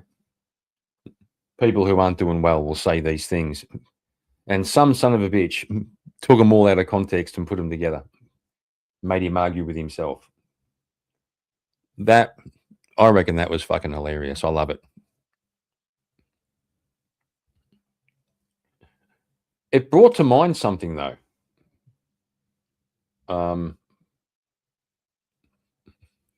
Dang, you got your streaming game up. Looks good. Even Charles be pantless for this. Oh, thanks, man. Appreciate it. Yeah. Starting to get a little bit more serious about what's going on. That's what's up. So,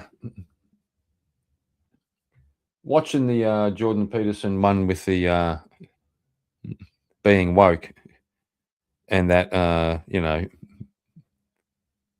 the little woman, we might say, in there, made me think of this. When Ben Shapiro had an interaction with a woman. You're never serious. Fuck off. All right. What I'd love to do, I'd love to play, now I'm talking about Ben Shapiro, I would love to play the video clip of Tom McDonald and Ben Shapiro, that video clip they did. I would love to play that, but I'd probably get copyright struck. I don't know how Tom McDonald feels about people playing his videos on live streams. So, but what I could do, there's some pretty good reaction videos to it, which is kind of funny, which will kind of give you the gist. Yeah, JP got me thinking some things as well. Yeah. And he was better addicted to drugs, bro. That's rough. And nah, now he's not really well. I know it's terrible. It really is terrible. All right, we'll do this one. This is just a free association now. I've gone through a bunch of Jordan Peterson stuff, and now there's just things coming to mind that I've seen before that they come to mind. So here we go.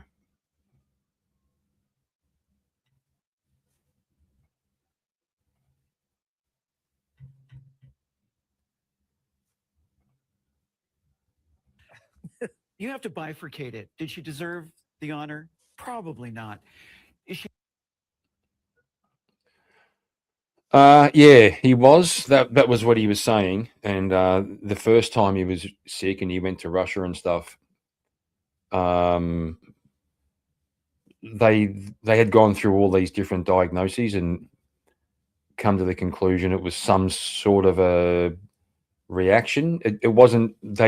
I think they said it wasn't just like withdrawal. There was some kind of like allergic reaction or something like that. But he came good in the end.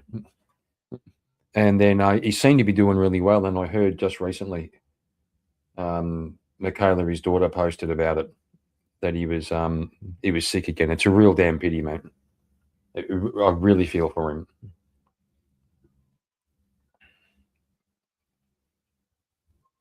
Brave? Of course she's brave. All those years invested as this sports legend to come out transgender. We're going to see how much the estrogen makes this person more feminine. Is horribly difficult. It is the most difficult thing you can do. I've been overseas. I've flown helicopter missions, surveillance missions. I've been shot, stabbed. Being brave is being yourself, and being transgender is about the bravest thing you can do. Did she deserve the award? Yes. Why are we mainstreaming delusion? It's not delusion. Why would you call it delusion? Because Bruce Caitlyn Jenner, I'll call him Caitlyn Jenner. No, because it's that's her. You're not being polite to the pronouns. Because disrespect. Okay, forget about the disrespect. Facts don't care about your feelings. It turns out that every chromosome, every cell in Caitlyn Jenner's body is male, with the exception of some of his sperm cells. It turns out that his brain structure is male. Wait, it turns out that he still has all of his male appendages. How he feels on the inside is irrelevant to the question of his biological sex. I don't agree with that. I'm not on that train. I'm not on that train. She wants to be called she. I'm going to call her she. I just have a problem with the message and the messenger. Well, let's I'm going to do two things. I want to reiterate what Zoe said, which is the bifurcation of the courage to come forward after a lifetime as a male and a certain kind of a male versus did she deserve this award?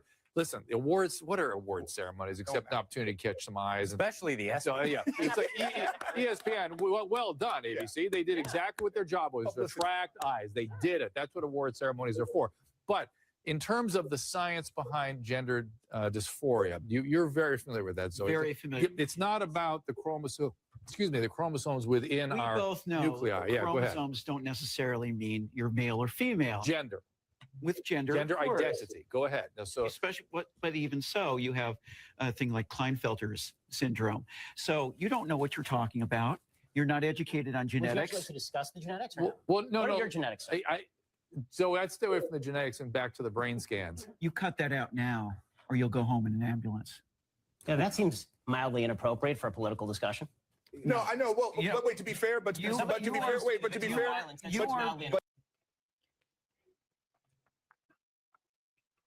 Yeah, can see ya. Can see ya, Shill Bix. And see ya, John. Thanks for dropping by, man. Yeah, that's what I mean. That was the you're going to go home in an ambulance. Charming. Very ladylike. Very ladylike.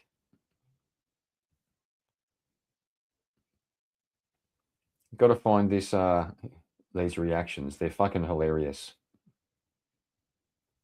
I thought there was a compilation of them.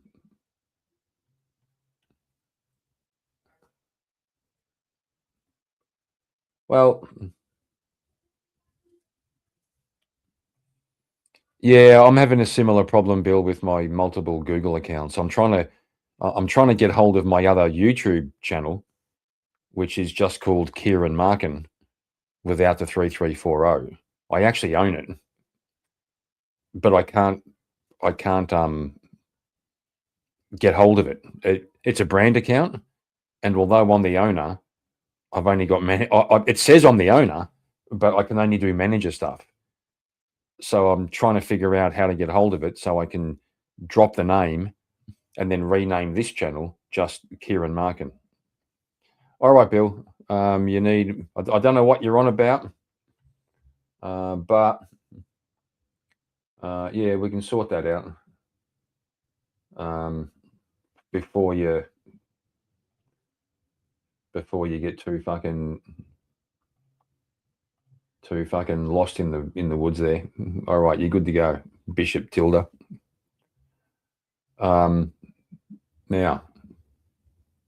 these reactions. We could watch Ben reacts to the reactions. They're kind of funny.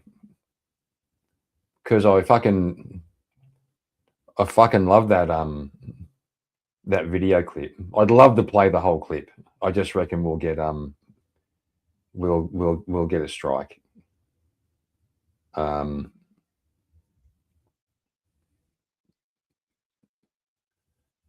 Yeah, we'll watch Ben watching reactions. Why not? We'll at least see a little bit of what was going on. It was fucking hilarious.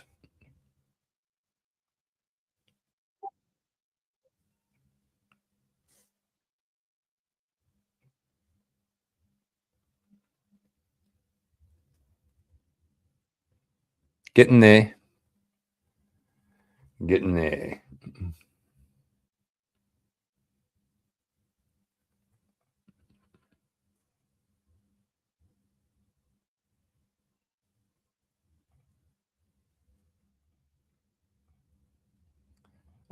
Yeah, we can see you there. We can see Shill Bix and we can see Bishop Tilda Swinton. And there's Bill Hicks there. So we can see all three of you.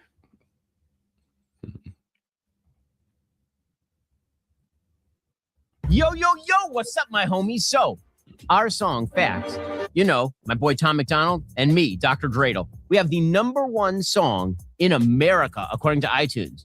We've had it for days and days and days. And let me tell you, we are just breaking the hip-hop industry. Well, there have been many reactions in the online world, and they're hysterically funny. So we're going to react to the reactions right now. This video is sponsored by ExpressVPN.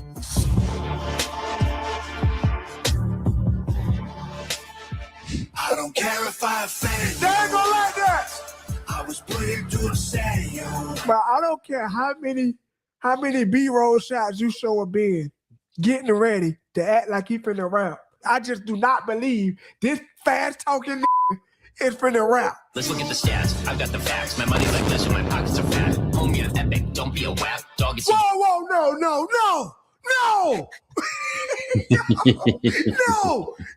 No, bro. No. Nah, this not rapping, bro.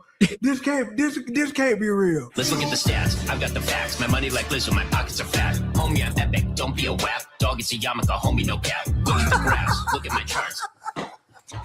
No, bro. Nah, bro. Ain't no way Tom got this rap. There's no way. There's no way. Bruh, what the hell? That said no cap. Hey, whatever you, I don't care what your beliefs is with Ben. Like, bro, this funny, bro. This is funny. Oh my God. Some telling me that Ben could have rapped at Eminem speed if he really wanted to. I think that's the slowest I ever heard this song. That's funny. Yeah, that's true, by the way. You could definitely double time that stuff. There was somebody in a comment one time. They said they imagined that Ben wrote to Tom McDonald and said, "Bro, I'm not really sure how to rap." And Tom McDonald said, "It's fine. Just talk slower." I have a feeling that this is actually going to be the thing that gives me cancer. To be honest. Let's look at the stats. I've got the facts. My money like Lizzo, my pockets are fat. Homie, I'm epic. Don't be a whack. Dog, it's a yarmulke. Homie, no cap. What I said before, I am certain of it now. If I wasn't certain 10 seconds ago, I am certain now. Well, I'm sorry to be the Grim Reaper, but you chose to watch, my friend. I said you got cancer. You go into prison. I'm on television. Dogs, no one knows who you are. Hating on me. What? hey, he just rapping how he's talking, but it's on beat, bro. This go, dog. This go, bro. Run this back, man. That's crazy as hell, dog. This about to take over the fucking internet, bro. It did. He looks so out of place, bro. Yes. With it, dog. I with it, bro. This made my damn day, bro. How the fuck did I even stumble upon this? Where did I see this? What the hell? I want to show this to my girl. Hold on.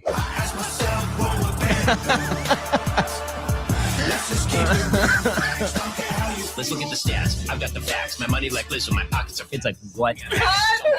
Dog, it's a yarmulke. Homie, no cap. Guys, I'm like the Santa Claus of rap. I just spread joy wherever I go. That's all. My art exists to bring you joy. And if I've brought a little bit of joy into your humdrum lives, well, that's how it goes. Jeez. Homie, I'm epic. Don't be a whack. Dog, it's a yarmulke. Homie, no cap. Look at the grass. Ben Shapiro is the next B Rabbit. That's a rat. That's it. He got it, man. I didn't know Ben Shapiro had bars like that. I didn't know. No one told me. Have you watched my show? I spit hot bars every fucking day. But I'm not a rapper. Every day, right here on this program. Spitting hot bars. Correct. Dropping it like it's hot. Also, I'm taking my position on that wall of legends behind this dude. We all know it. We all know it. That's just the way it goes. That's keeping it real. Please stop. Your new rap name is BS Sniper. Woo! We'll get to more of this insanity in just one second. First, using the internet without ExpressVPN, that's insanity. It's like having a first aid kit, but not having it stocked at all. So most of the time, it's probably fine, but then actually you need it, and then it's not there. Well, every time you connect to an unencrypted... Let's look at the stats. I've got the facts. My money like Lizzo, my pockets are... I did not think that he was going to No way! I told you! The dying Atu. Curse my metal body, I wasn't fast enough. He's about to rap for real. I did not think he was about to rap for real. Oh my God. I truly did not think that. No way. I'm shocked. He is hilarious. The amount of happiness I bring to the world is just unparalleled. That's what I'm known for. Facts may not care about your feelings, but my rap makes you have feelings. Stop! I am digging it. This is funny because, like, I expected it to be like, and like he's purposefully going slow as. Like, yeah, he talks much faster than that. That's like the number one comment, by the way. If you read the comments on the internet, the best comment is, Ben, I don't know how to rap. Tom, just talk slower. Oh, there you go. Fact check true. Is he talking about Nikki, like the Nikki now and the Nikki takes some notes. I like the white people trying to decode this. Nikki, the other Republican? Is it Nikki? No, that's Nicki Minaj, guys. Nicki Minaj. Either is that Nikki or is he talking about Nicki Minaj? No. Is Nikki? Is that how Nikki Haley spells her? It's Nicki Minaj, guys. Why would I call out Nikki Haley to get to a number one? That doesn't even make sense. Yes, it's Nicki Minaj. It's Nicki Minaj. Who, by the way, her verdict, not bad. Look at the stats. I've got the facts. My money like Lizzo, my pockets are fat. Homie, I'm epic. Don't be a wap. Dog, it's a yarmulke. Homie, no cap. Look at the graphs. Look at my charts. You're blowing money on strippers and cars. You go into prison. I'm on television. Dogs, no. See, look, just spreading joy wherever I go. I can't do this. I can't do this. I can't even process right now that what is happening to my life. Again, the lyrics, whoosh, what? By the way, should note here, my original version of the lyrics, and there was some back and forth with me and Tom, went way too hard. Boom. Oh, I'd love to hear that. Bam. I'd love to hear the original. Bada bop boom. Pow. Way too hard. I mean, it was vicious. We'll save it for the diss track. Now, if Ben Shapiro come on this rapping, this getting shut the off. Let's look at the stats. I've got the facts. My money like Lizzo, my pockets are fat. What did I say? What did I say? What did I say? It's never gonna not be funny. Let's look at the stats. I've got the facts. My money like Lizzo, my pockets are fat. Homie,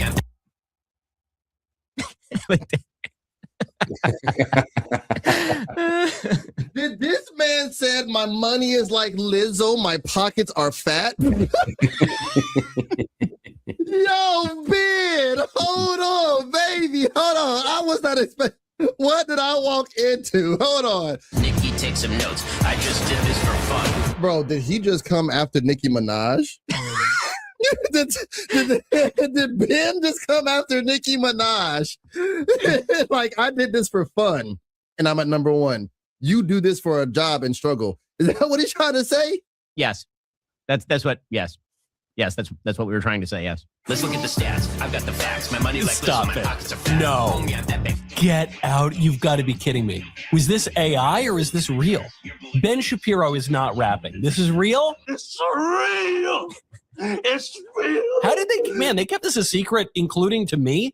That's amazing. Keep going. Let's look at the stats. I've got the facts. My money like Lizzo, my pockets are fat. Homie, I'm epic. Don't be a wap. Dog, it's a yarmulke. Homie, no cap. Look at the graphs. Look at my charts. You're blowing money on strippers and cars. You go into prison. I'm on television. Dogs, no one knows who you are. Keep hating on me on the internet. My comment section all woke Karens. And I make racks off. All right. I'm slightly turned on. Did we have fun making this video? Yes. And did I have more fun watching all these reactions to the video? Absolutely, yes.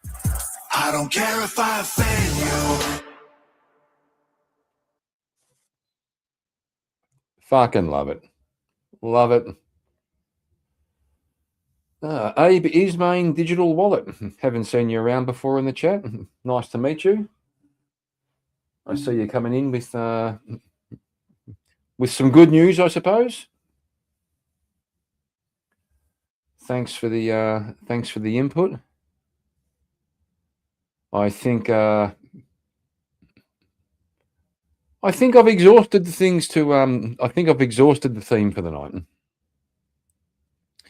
Started off with Jordan Peterson, some serious stuff. We went through to some lighter stuff, and then just through some sort of free association ended up with comedy, Jordan Peterson comedy. And for some reason, it was Tyler Fisher doing his Ben Shapiro impersonation for ExpressVPN that just made facts come to mind. I remember when that first came out, it was really something. Don't know how many times me and the missus played it. Just thought it was the best thing. All right, so what have we got? 3 hours and 40 minutes. Not a bad run. And we're going to wrap it up. I've got I'm just checking out who's around. I see Original Vintage is running at the moment. He's probably doing his Thank God It's Friday. His Thank God It's Friday stream. I see we got 14 likes tonight. Appreciate that, guys. So I'm going to post Vintage's channel in the chat. If you don't know Original Vintage, he's another Australian fella, great young guy. He'll just be doing a chill stream. He's probably got an open panel going. I see he's got mangoes up there. If he hasn't got a panel, I'm pretty sure if you ask, he'll put one up. I may even wander over there and say good day myself for a little bit, just to show a little bit of support. So if you have enjoyed tonight's content and you still want somewhere to go, hit the link down the bottom there in the chat. It'll take you over to Vintage's chat. I can't do a raid yet. I'm not monetized. So we've got to do a dirty ghetto raid, which just means I post the link.